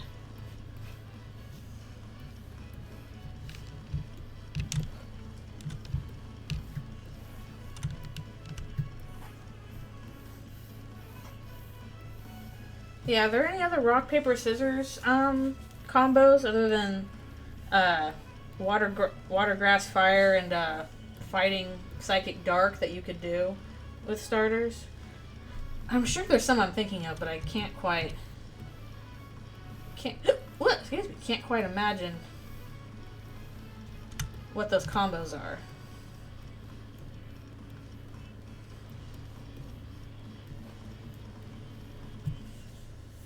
Ice, rock, ground. Let's see. Rock beats ice, ice beats ground, ground beats rock. Yeah, that's true. You could do that. That could be an interesting combo.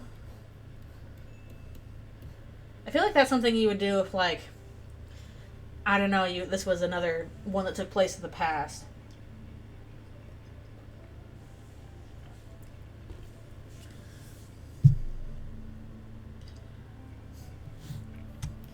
Yeah, like, there's so many interesting combos you could do.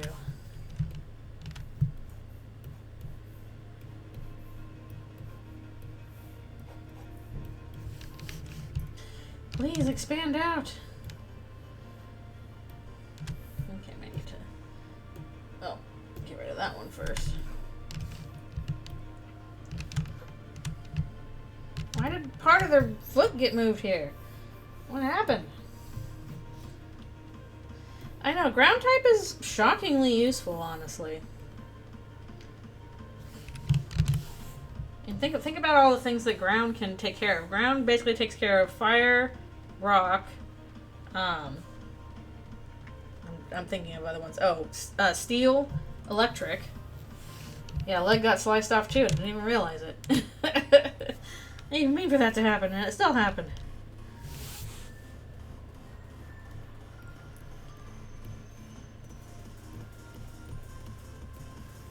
Ah, shoot. Right when I need to do my break, too. Ah.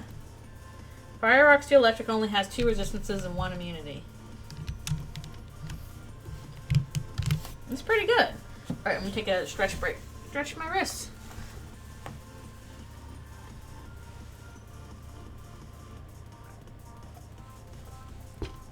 That's true, that's true. If you have levitation, then Earth is useless on that. Also, if you have a flying type, Earth is pretty useless there. Even without levitation. But that aside, Earth's pretty powerful.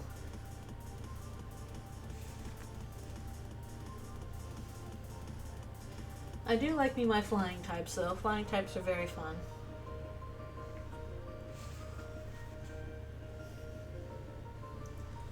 Also, rock I feel is often cast aside also because that's also a pretty good offensive one. That's good against fire, ice, flying, bug. Quite a few things.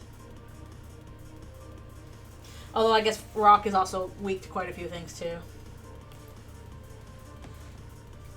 Huh. Everybody forgets Bronzong.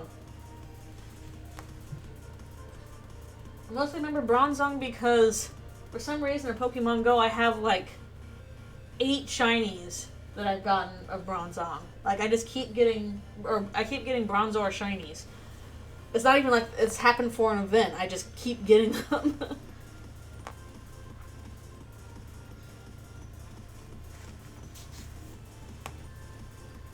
Yeah, Bug is a cool type. I just wish it was a little stronger.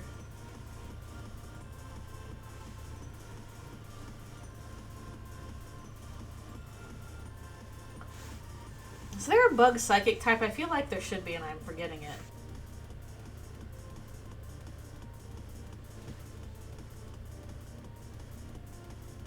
Orbeetle. Okay. I've definitely forgotten Orbeetle. Yeah, Volcarona is very cool.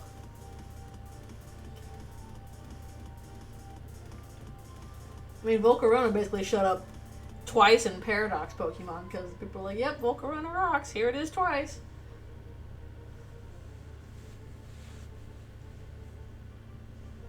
We heard you like Volcarona, so we added some more Volcaronas to your Volcarona.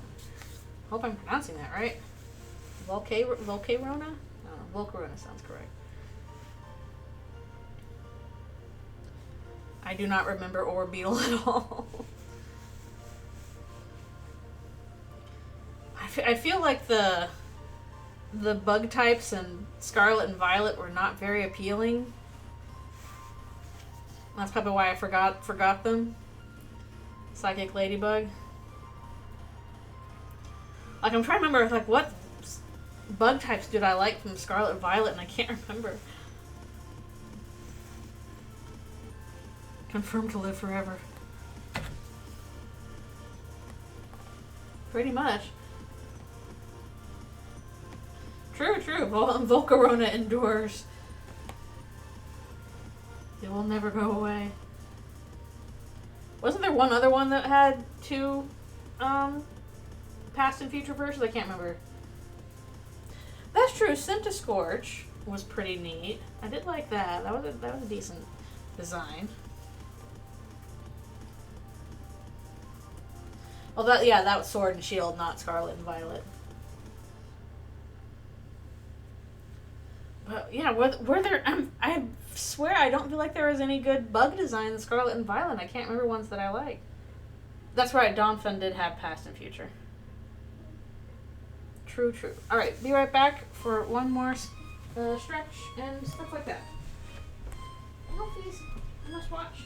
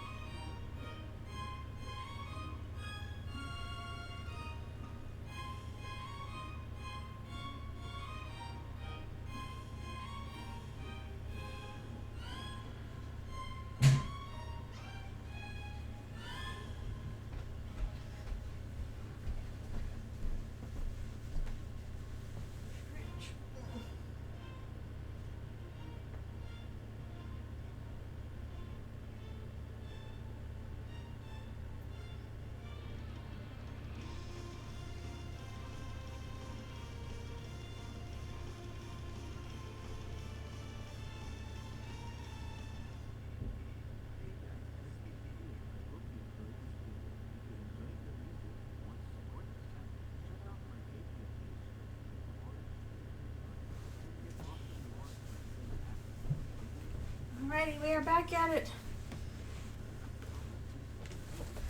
Flowey is playing the violin.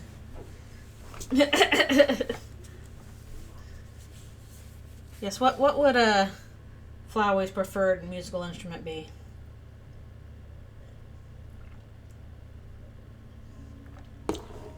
And yeah, Scarlet and Violet did have good ghost designs.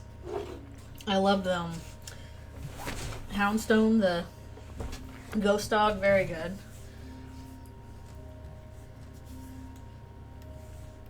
Kara definitely piano coded. Maybe that's partially because of Chris, because Chris definitely doing that too. A violin would pair well. And Telemori, dun dun.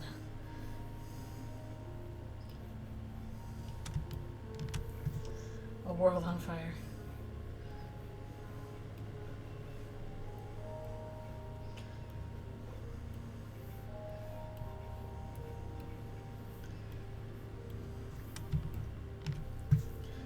Chris not doing hot.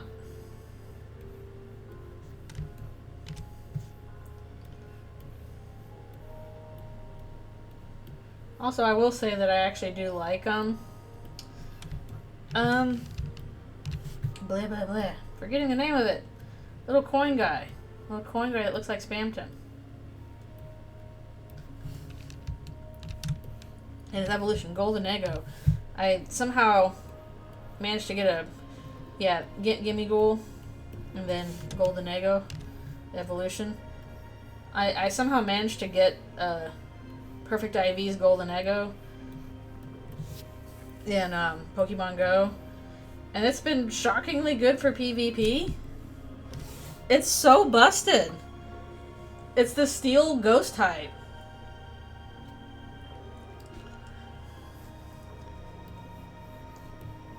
Like, obviously, does not hold up. I farmed so much I got this guy. It does not hold up well against, like, grass and fire and ghost types, obviously, but, like, a lot of, battles I fight for that in PvP, people try and use superpower against it, and it shrugs off superpower. Because it's basically like, superpower, whatever, I don't care about fighting moves. It was like, you spin me right round, baby, right round. Chris is like, I don't want to be spun right round. I don't wanna.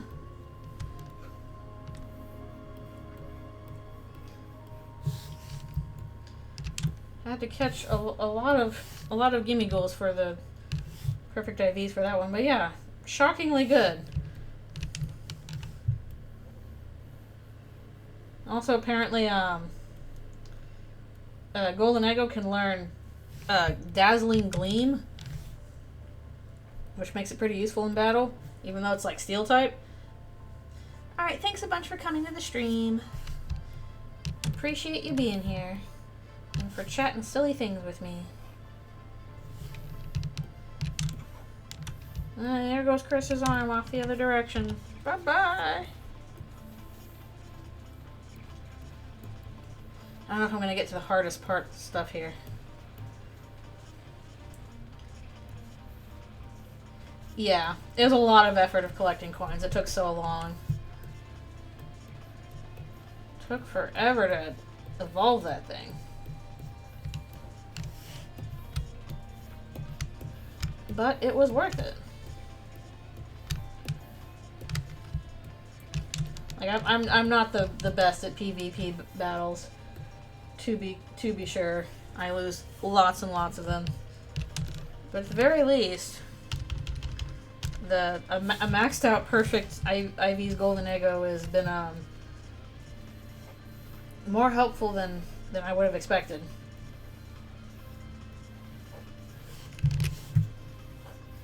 It kind of makes me wonder if people are going to start adding whenever we get good grief. Aegea shield to the thing, because that's the only other ghost steel type I can think of off the top of my head. And ghost steel, remarkably good combination. Ah, come on, stupid lines.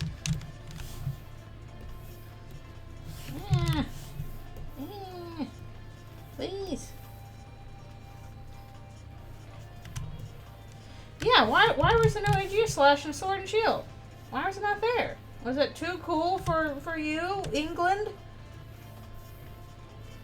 Haunted sword and shield? Literally the name of the game? Silly, silly, silly.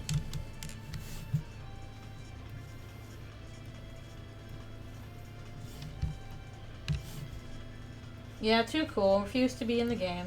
I'm pretty sure when I first, I can't remember which gen it first appeared in. Probably like Gen 6 or something, right? I'm pretty sure I had an Aegis Slash on my main team. On my primary team by the end of the game. Okay, yeah. Yeah, cool, I was right. It was Gen 6. Because let's be real here. Aegis Slash kicked butt.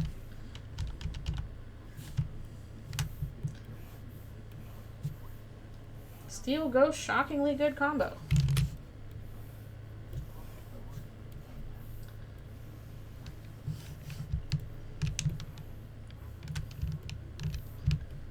Ugh.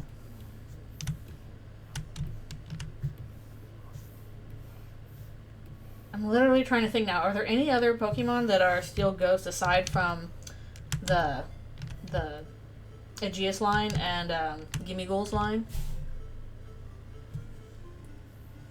Oh, they were broken back in XY before being fixed? Aw.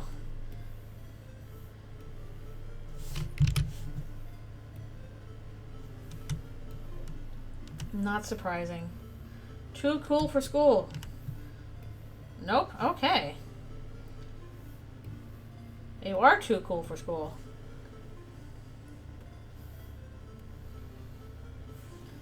And cannot handle the coolness of Ghost Steel types. Super OP. Interesting. So they were not balanced very well for the PvP. I don't really do the PvP stuff in the mainline games. Again, I've just been doing it in Pokemon Go. And even then, I'm not the best. I lose often. I'm kind of debating if I want to switch. And I got a Perfect IV's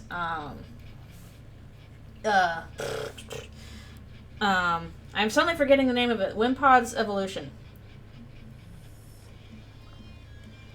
Good grief, that's a long time of just poisoning Ghost, yeah. Oh, Galiscopod. I have a Perfect IV's Galiscopod. So I'm like, I see that in PvP sometime. I'm wondering if I should try and use it.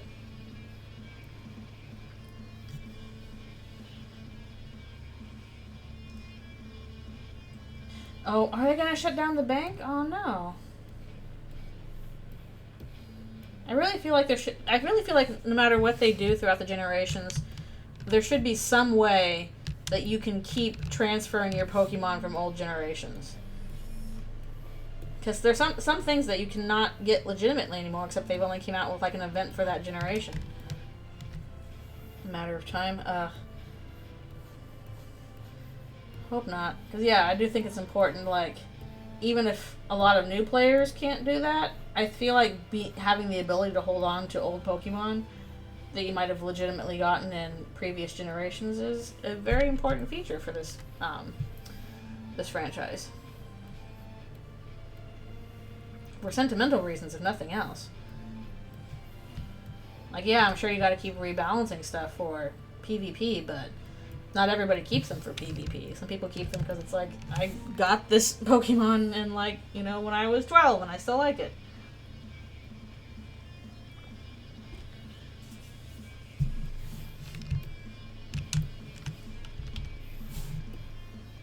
Again, that's also might be partially Nintendo's fault. I don't know if Game Freak or Nintendo is at fault there, but oftentimes preservation is one of their last considerations. Unfortunately.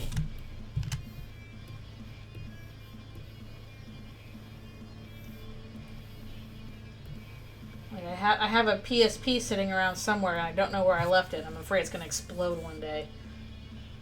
But I have no clue where I put it. Well, that's good at least, yeah. It is sad that a lot of the 3DS stuff was gone.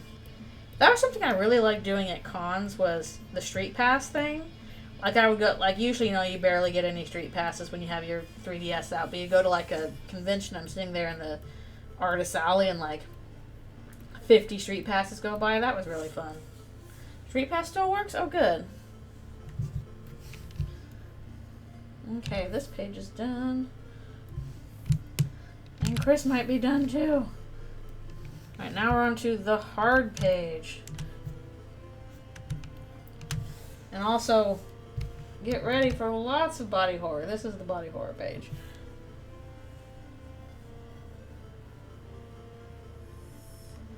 Oh, right, there is Scovillian. I'll admit, I am not up to date on, like, a lot of stuff released for, DLCs. So I'm always like, wait, who's Ogre Pawn? What are they talking about?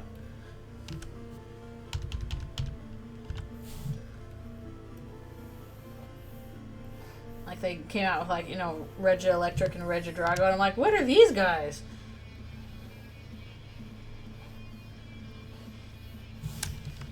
And that's probably just me not keeping up with DLC.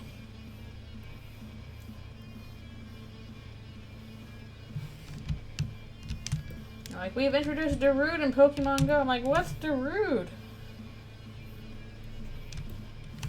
Grass Dark Monkey? Okay. Who are you? So that is probably a me problem.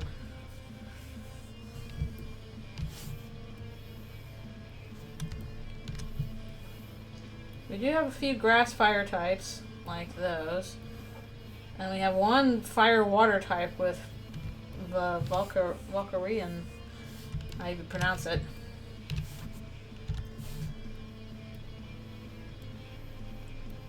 I guess we also have a few grass-water types. It's a little easier to do that. Redeemed! King Azrael, floofy beard and all. Okay, let's move over real quick. What would a King Azrael look like?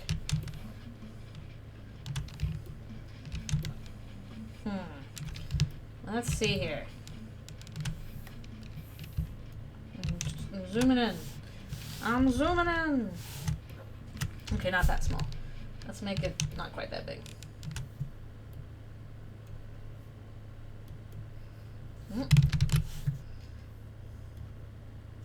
Actually, this fluffy hairs. And he's got those things. Here's his little crown.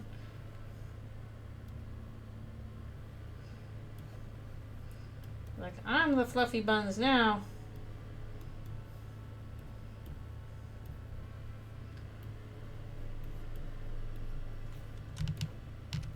Let's see. What would he be wearing for his little outfit?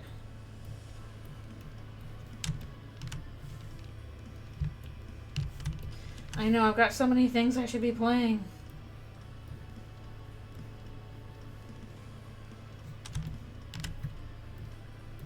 I don't want him to have all of Asgore's cape. Let's see. You can have like a cool cape behind him. I am cringe, but I am king.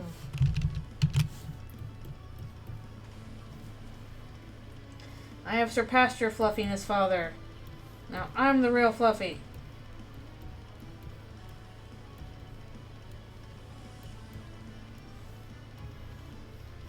He's gonna have like stars on the inside of his cape because that's cool and not cringe at all.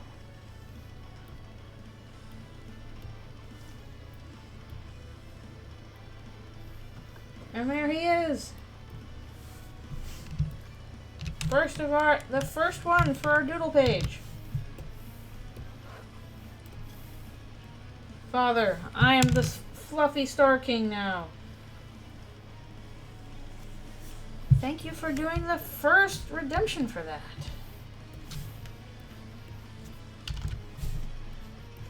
Eventually I'll fill that whole page, and then we'll post it when it's all full.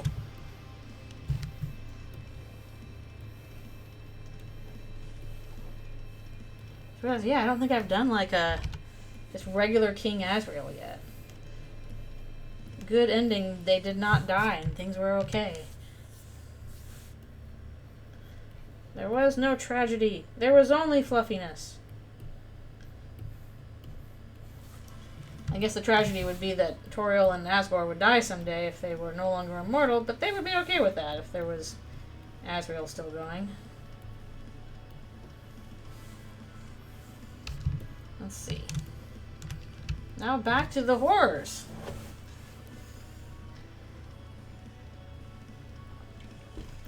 We go from fluffiness to the horrors.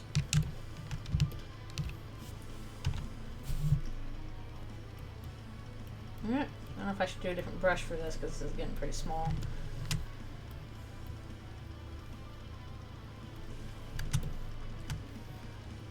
These things are kind of unraveling.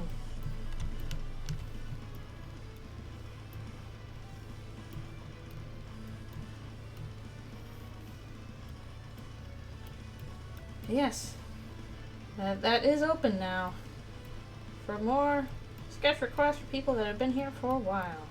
I'm sure you've accumulated a number of points.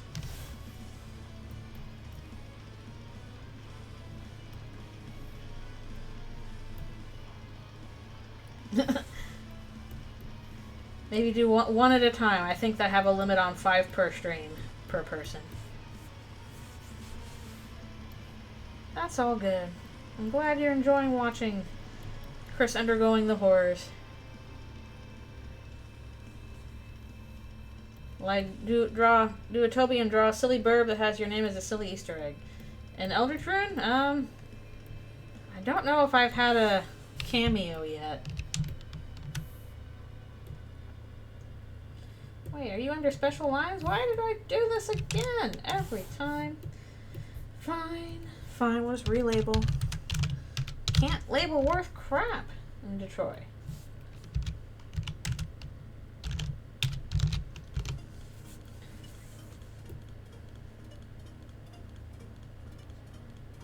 No, it's all fine. Again, these are like little 30-second doodles. That's why I added it.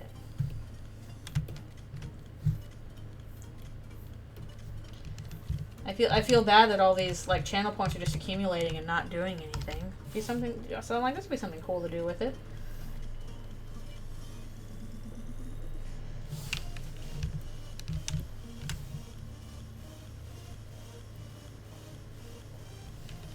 Ah. Okay. Now more horrors! Yay! Highlights cost an insane amount. I know, it's like, highlight my message. 2 million points. But no, I want to actually fill the page. And I can share, hey, this is all the cool little doodles I got during streams. You should come too. They're losing a lot of body and blood. Well, a lot of everything.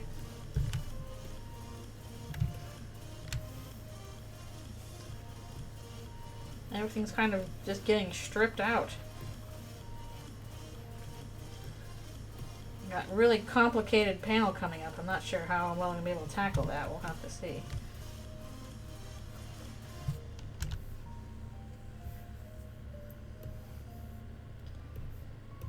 Well, I feel like whenever I bet on stuff in Shay streams, I just lose a lot of points because I always bet really bad. I can't help it. I'm on right gang. Or left gang, whatever. I don't remember which one it is. I don't think he does that one anymore, though. What do you mean you can't comprehend the horrors? That's a skill issue.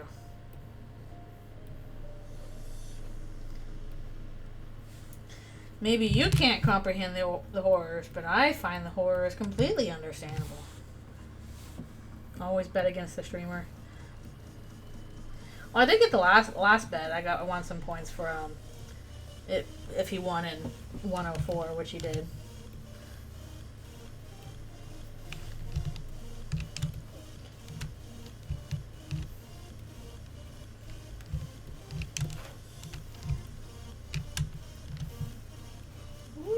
like to do all that kind of bannery sort of stuff. Except it's your flesh coming off.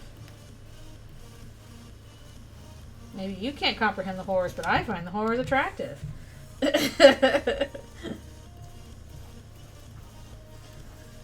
You think the horrors will notice me?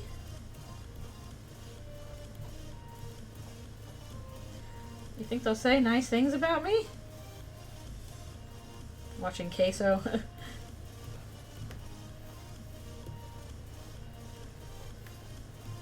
is gonna be fun to shade in. Oh, forgot what the heck I'm doing.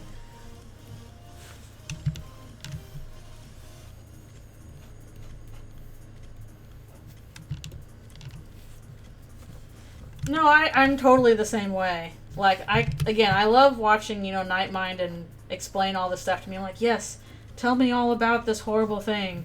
But as soon as it's like, okay, now you go play it, I'm like, I don't want it, it's scary. Like, I keep thinking, oh, maybe I should try and play Shipwreck 64. But then I'm like, oh, would I be able to handle that? I don't know. Because Shipwreck 64 did look pretty scary.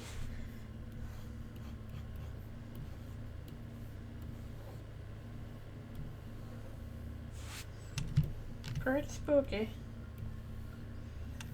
Shivering in me timbers, indeed.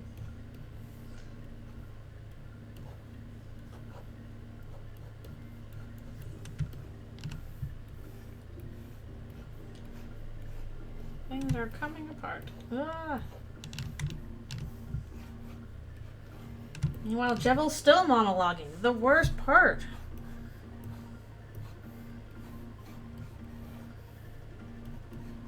Again, this feels a bit like how kind of weird random stuff I would draw for waking up drawings, which I need to try and do again.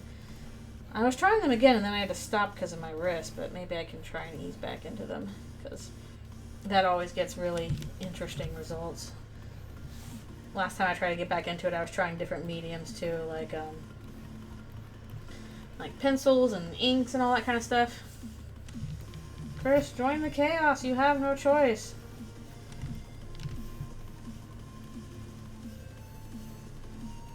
Also, why did I choose this specific face angle? It's so hard to draw, like, the face painting up. Yeah, like, heads tilting up. Ridiculous to draw. Why did I do this?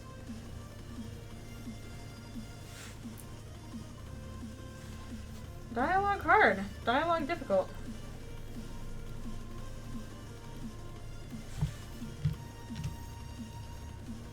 Especially, like, you want to do certain in-character stuff. I feel like, I don't know, with, like, even fanfiction stuff, you have to do all this study just to be like, okay, what are the characters' inflections?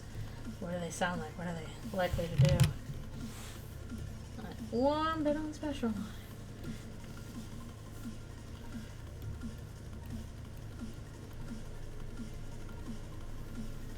There's another reason why I need to do some anatomy studies, can you tell? Brain no work.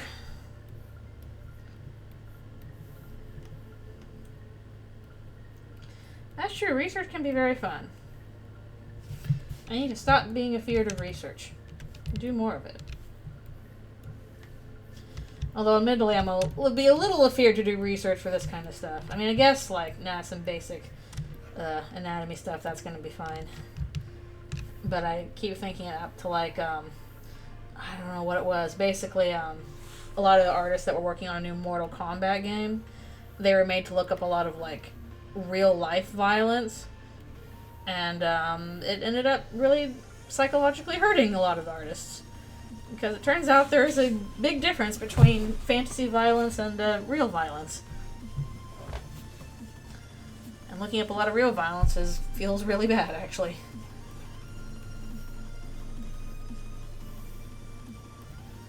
So I don't know what you do about that, but it feels like there's got to be some kind of a consideration for people's mental health there. Yeah. Like, it's one thing to do research, it's another thing to be like, you have to keep looking up, like, real life, you know, murders and mutilations and stuff like that, because it's like, there is no fantasy barrier. It feels really bad. Yeah, I'm pretty sure they've intentionally made it worse over time too. Like when I was little, already they show off. They're like, oh, this guy's spine got pulled out, blah blah blah. But I feel like because of that precedent, there's only an encouragement to make that even worse, make it more realistic. And it's like, I don't really want that. Sometimes I don't want, like, the fun of fantasy violence is not that it's realistic, it's that it's a fantasy.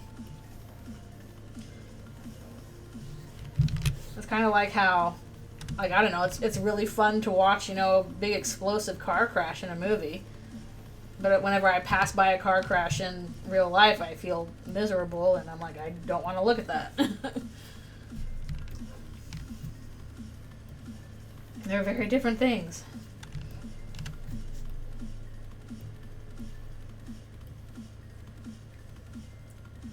Not the PS5 one. You came back to the body horror and discussions of body horror. Wait, is that the one with, like, the logs that come off the logging truck and then smash through the guy's windshield, and now everybody is scared of logging trucks driving behind logging trucks?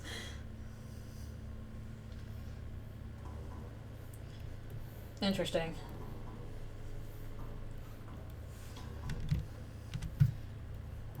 I think everybody was so affected by that scene that even though I haven't seen Final Destination 2, even I'm kind of like, oh, logging truck, huh? I don't think I'll not be behind you. Because that scene is so infamous. I'm quite certain those things are supposed to be very safe, and, you know, your job is pretty much to not make things unsafe, but...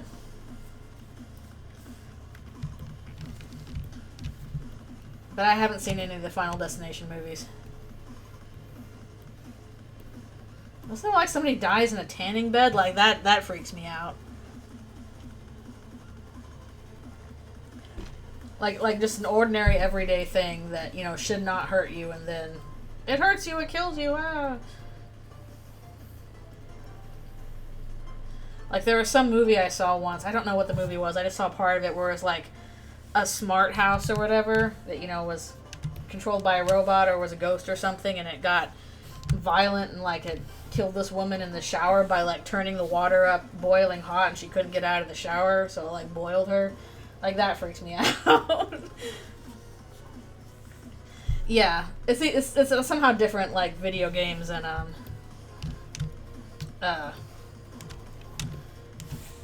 movies kind of thing. And oh boy, now the really difficult part.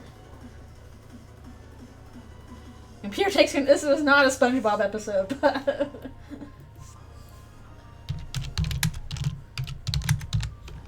see what more I can do here.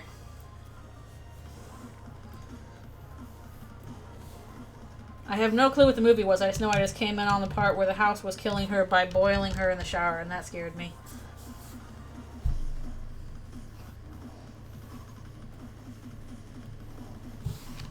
That spooked me. Why would the house kill her? SpongeBob changed.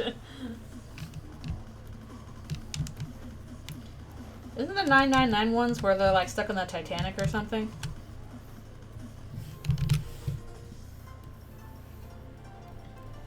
Chris, your life is unraveling, literally.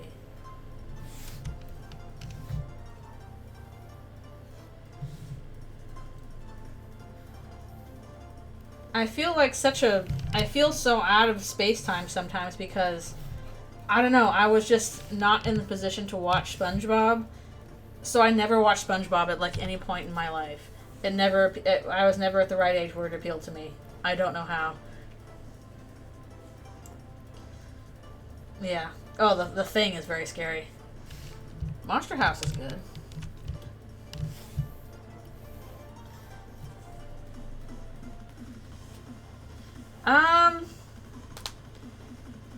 Same older king floofiness with Rouse? Let's see. Take a break from that. Get over here, please. With Rouse. Let's see here.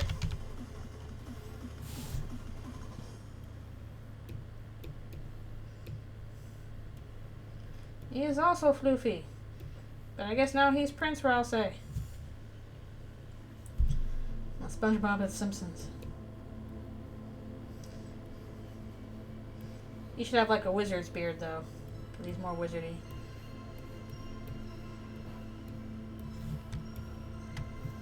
Rouse went to the dark world that makes him old. There is no dark world that makes you old. You'll see. You'll go to the dark world that makes you old. Slay the Princess is very good.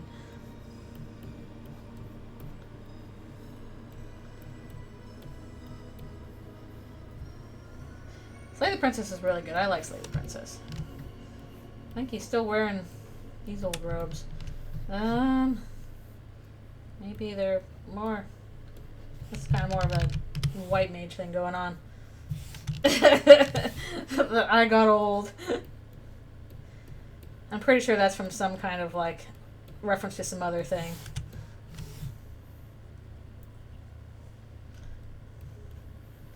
Let's see.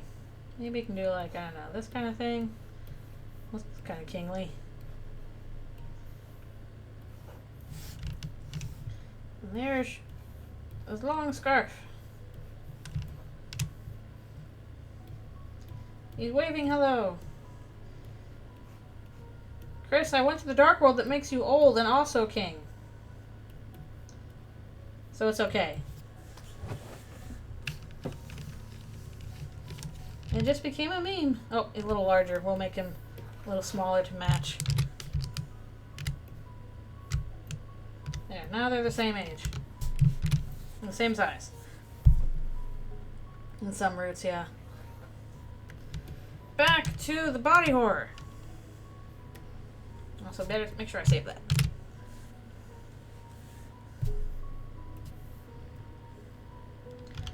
Yeah.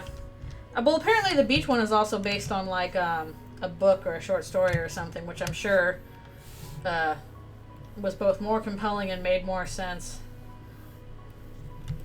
than the movie, is my guess.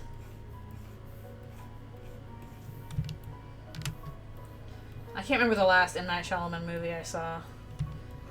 And I did see stuff when it came out, but I saw the Sixth Sense when it came out. Alright, and Soul will have to do a different color. One of the things that kind of turned me off of the idea of, like, the beach that makes you old kind of thing is that, like, apparently there's, like, a 5 or 6 year old girl that goes to is with the beach, but of course then she turns into a teenager and, like, just has sex as a teenager and then gets pregnant. That's a little I'm not sure why you made those choices there, my dude.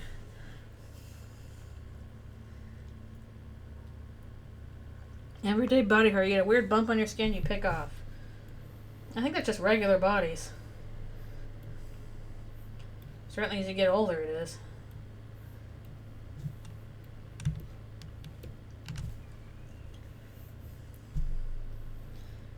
Yeah, sometimes you want to see a movie and you're like, I don't want to see it by myself.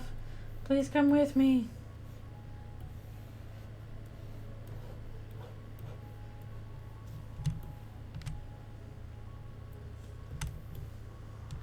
The Avatar thing? Oh boy. This panel is a bit of a pain in the butt. And once again, I'm on the wrong lines, aren't I? Oh well, I'll figure it out. I'll figure it out!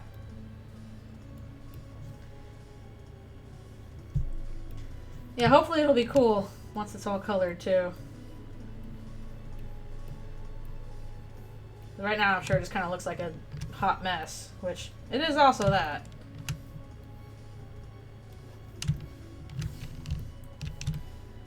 Kind of combining both the body and psychological horror. 2 for the price of 1. Yay! I'm not doing full color on that. This is still getting the Eldritchrune monochrome color. I ain't doing like, here's all the muscly strips colored. That would be quite a bit.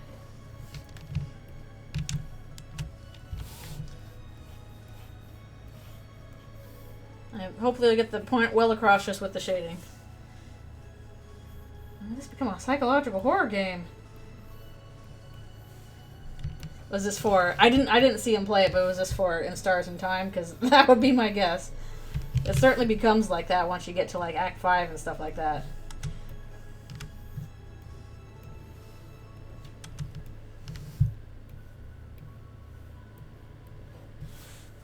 Undertale. Oh yeah, neutral route. Ah, that is true.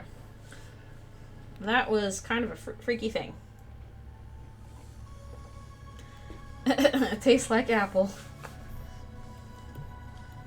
Susie's like, I'll still eat you, it'll just take me longer.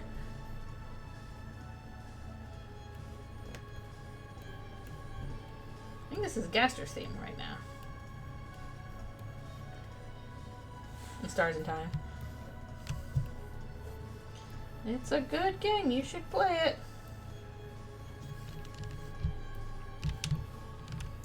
Neutral Route Finale was really good. I can see that a lot of effort went into that one, and it shows. Well, I struggled in that last boss battle, but it was worthwhile because it was cool. Betacore Penella from the E2I art book. Let me see if I can get that. Just link before it's gone. Betacore Penella. Okay. Real quick. Adding this onto the thing.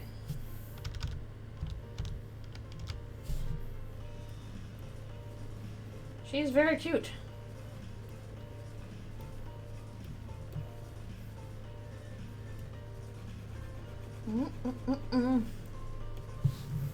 The white there.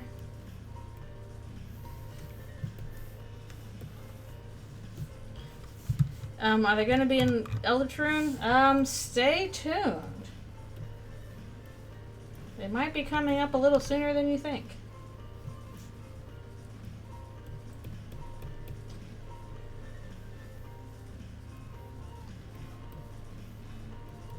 They are cute.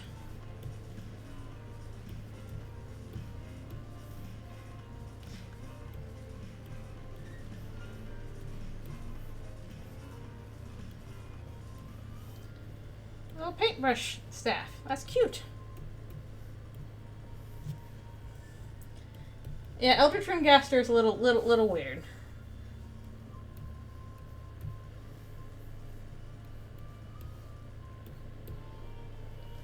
Okay. There we go. Add that to the pile. Get back to the stuff. Okay. It's nice having that. Yeah, these things are fun to do with like really quick little guys. No problem. No problem. I don't know if I'll even be able to finish this panel today because it's just a monstrous panel, but let's at least try and get through the body horror part with Chris. It's like a full third of the page here.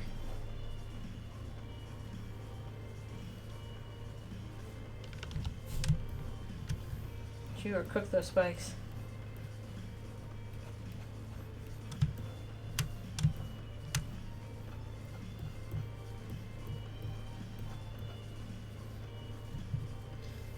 What was an egg? I missed something, I think.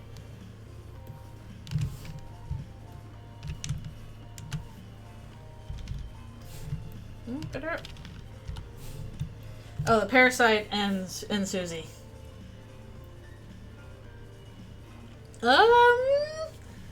It might be edible. Wait, did I miss something? I could have sworn that that section was connected to something else. I guess I can do that.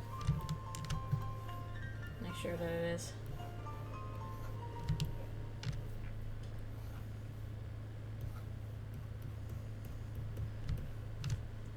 Yeah, maybe if you cooked it first it would work, but... You parasite.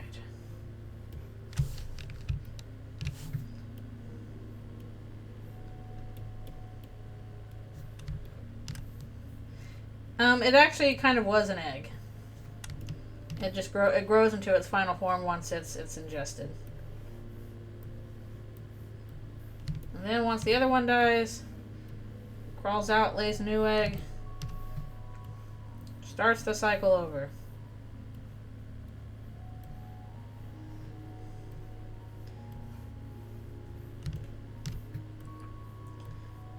Horrible parasite life cycle.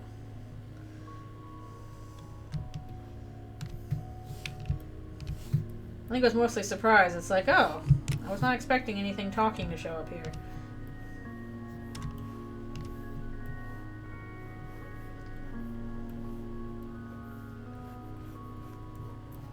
It's mostly there just to cause problems for Chris. And Susie. Cause problems all around. Okay.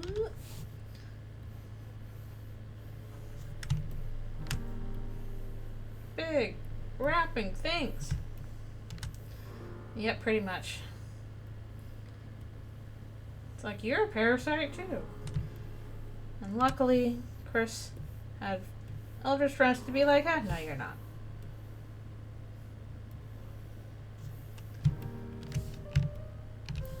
Yeah, comment section is going to be wild on this one. That's true, that's true. Everything in nature has a purpose. Even the stuff we really don't like. Parasites do have their function as well. Although, at least if you're a human being, you're like, I'm still going to try and get rid of you because your function is ruining my health, and I don't like that.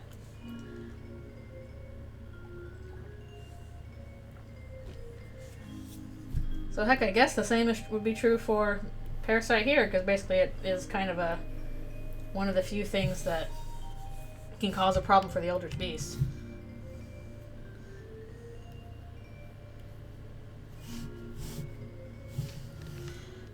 No, the parasite was not a Pippies. The parasite was basically the Royal Coat Rack. It was the Jack guy. Oops, sorry. I'll respond once we're back.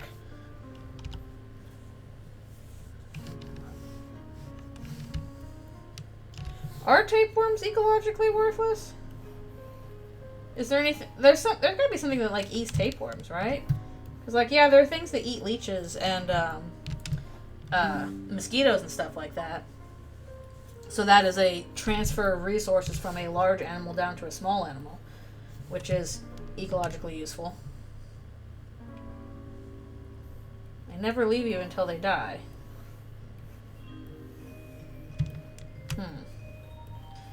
I'm sure somebody who has studied tapeworms probably knows more about, like, what function they serve in an ecosystem, because there's got to be something. Honestly, the main thing that seems like, why does this exist in ecology is, like, viruses, because, like, they're not even really alive. They mostly exist just to replicate their own RNA and stuff like that. So, like, why do you exist except to cut down on the number of species of something, which is not fun?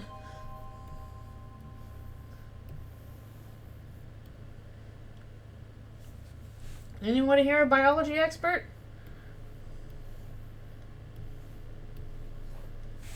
As if so, don't point out how badly I'm screwing up the human biology here. Please don't. I can't handle it. Yeah, but everything can do that with the soil when they die.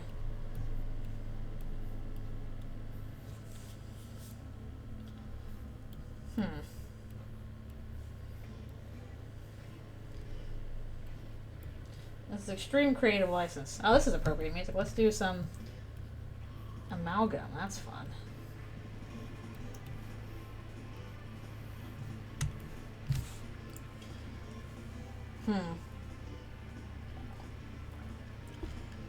Yeah, do tapeworms like slow down something so that something else can eat that something? Whew. Excuse me. Whew. Yes, I do know about that parasite, the fish tongue parasite, which is freaky.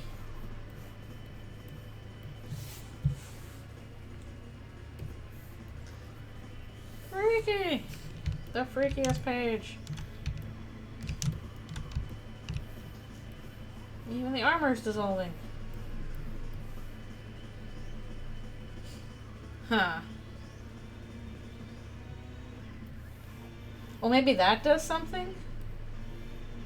I don't know, maybe making things eat more is a useful thing? I don't know. Biologists, help us!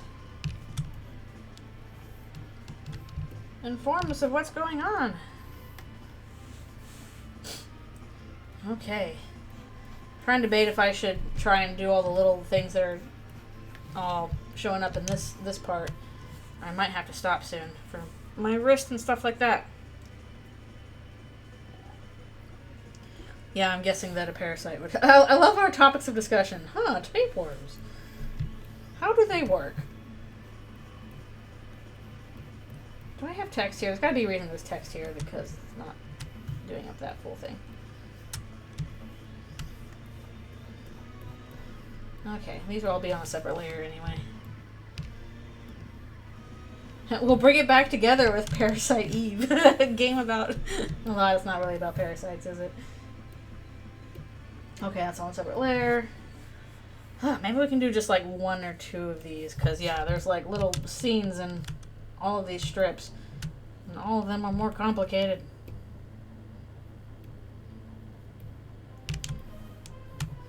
More complicated than, again, very complicated page.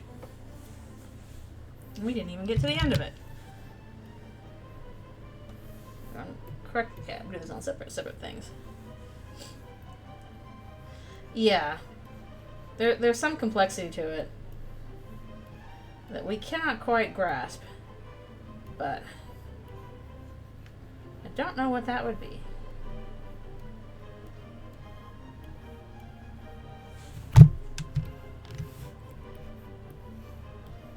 I know for a while people have been like, why do we even have mosquitoes? They're the worst. And it's like, well, there are things that eat mosquitoes, but I'm not sure about things that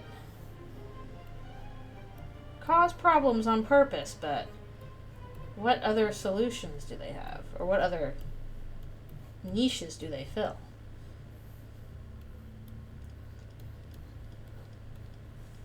At the very least, seem like they shouldn't have a niche that they are occupying.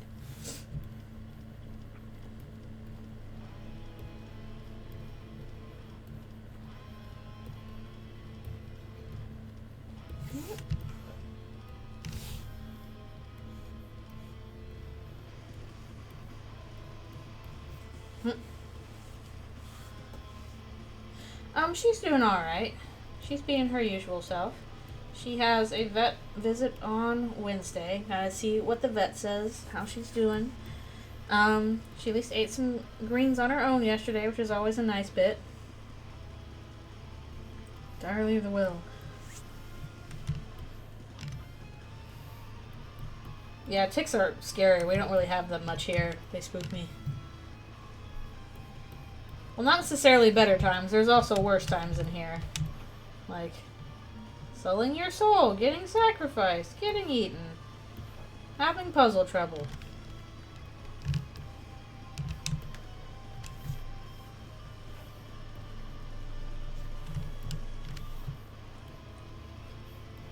Now, there is an underlying theme of stuff, but we'll get to that when there's dialogue.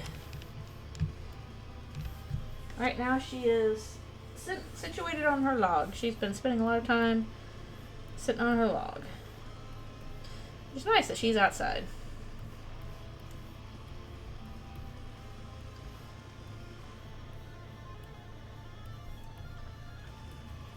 Hopefully the vet is like, she's doing great. Good job. She still has that shaking problem. I don't know what to do about that. But at the very least, she shed last year, which made me happy, because she had not done that in a very long time, and she really needed to. Oh no.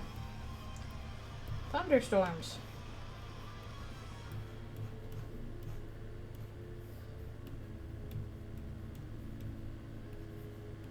It's a little spoopy.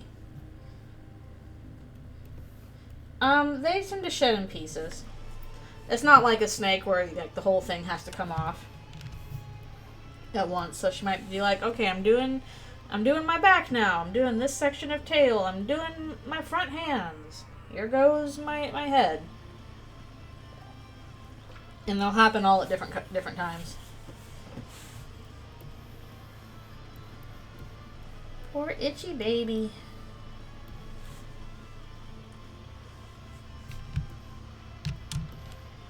Okay. We'll do this one with Toriel and Chris, and then I'll probably have to call it a day since I need to do my last stretches, and then also get some lunch. And I'll put on some speed runs. She's not super great at eating her own skin. Like, once I did offer her, like, a piece, she basically shed off, like, a perfect glove. And I was like, oh, look at this! And she was like, and then she ate it. But she's not super excited about eating her own shed. She already has plenty of protein. I have not gotten any snow yet. And it's been a pretty warm winter here so far. It's been rainy and cold, but not cold enough to snow. Ah, darn it, I screwed it up again. Come here. Nope, nope, come back over here. Thank you. Nah, what are you doing? Go back.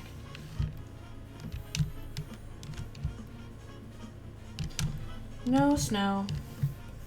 We'll see if we get snow or not. I would like some snow. Just because it gets things very pretty. Hope we get like a proper snow, not just like sludge. Oh, wow.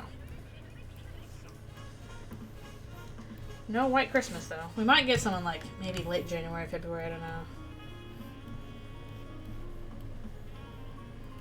Ooh, winter storm.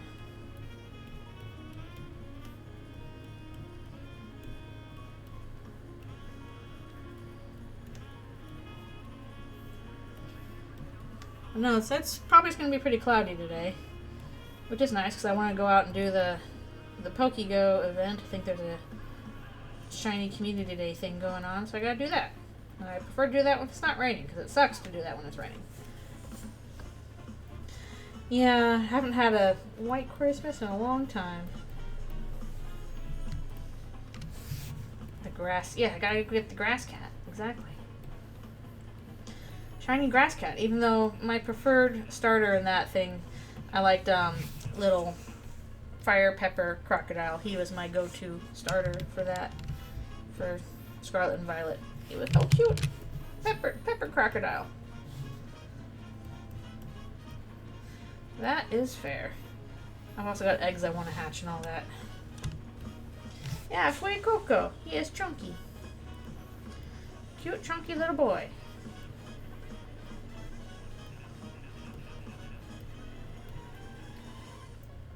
They do. The Pokemon does go with crocodiles. Always so cute. That's pretty cool. Okay, I think once we finish this little bit with Toriel and Chris, we'll have to call it a day. Because again, I need to stretch and eat my lunch and all that other stuff. Hey, we did almost make it all the way to noon, so that's pretty good. Yeah, this page is a monster, obviously, so hopefully when it's all colored up and done, it'll be effectively creepy and cool.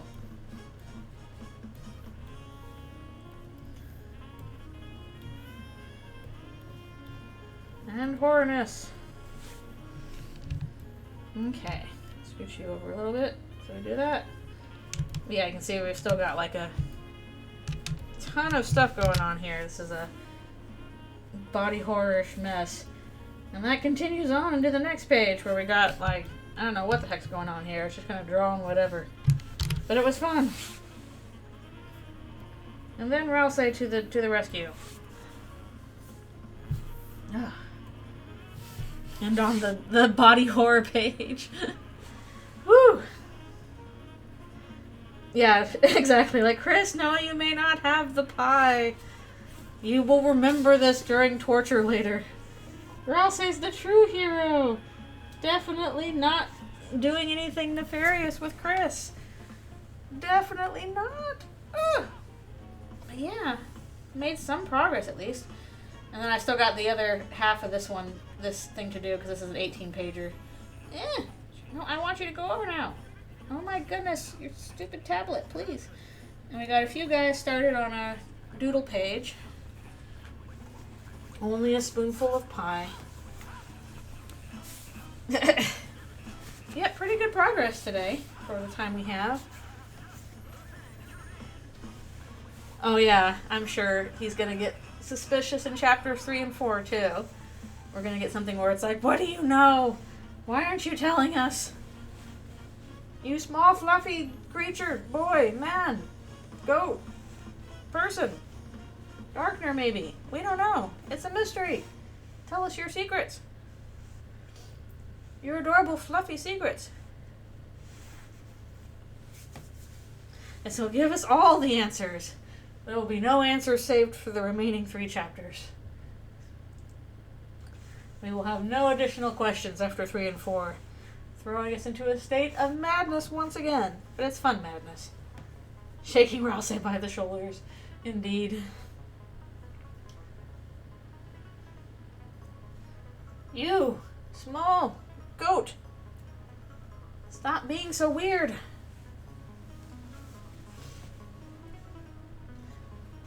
Also, yeah, I think the channel points thing with the doodles works pretty well.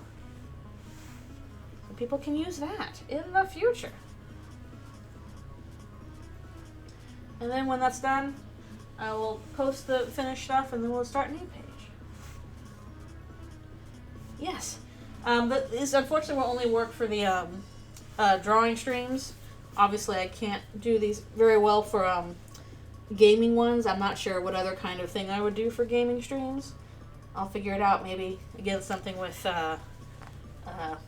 my little PNG tuber or something with sounds or something, so people can do fun stuff there too. But yeah, I thought this would be fun for the art ones, which I would like to do more of in the future. Maybe next week we'll be working more on this, depending on how far I get, or maybe it will be on Eldritchrune ending stuff, which is still going on. Chris, I don't have much time. The night is blah blah blah blah blah. Well, I'm sure some people are like, Chris is the night, which I disagree. Which, while possible, is not a theory I agree with. Chris eats the chocolate. Now I'll gain the gorilla knowledge. No, I won't. Well, at least I'll have chocolate. Chris was the one that put the gorilla in the chocolate pot, because it's like, ah, yes, chocolate gorilla. You have important information? Nah, I just want the chocolate. I'll figure it out. Hot chocolate, heck yeah! Eldritchrune and Chris gonna need some hot chocolate pretty soon. They're undergoing the horrors. Okay. Doing last stretches. I gotta do a few more. Anyways, I think that'll be it for today. And very hopefully, as far as I know, nothing should pop up next weekend, so I can probably do some more streams for this next weekend if everything goes well and my wrist is doing okay. And also, hopefully, should be doing some more Outer Wilds on Friday. Gotta get through it and explore all the things. But yes, this was a very productive art stream. I'm glad I got to thank you for new followers and all that, for fun chatting. I had a great time. I hope you did too. And yeah, we made some good progress. I will eventually get this comic done. It's been taking me so long, I feel like. But I'm making progress. So thank you guys so much for being here. And I hope you all have a wonderful day. I'm going to go put on GDQ for the time being and see what they have. Yes, thanks a bunch for coming. Super appreciate you being here, for doing doodle sketches and all that stuff. And yeah, hope you guys have a wonderful rest of your weekend. And I will see you all next time. Alrighty, see you later.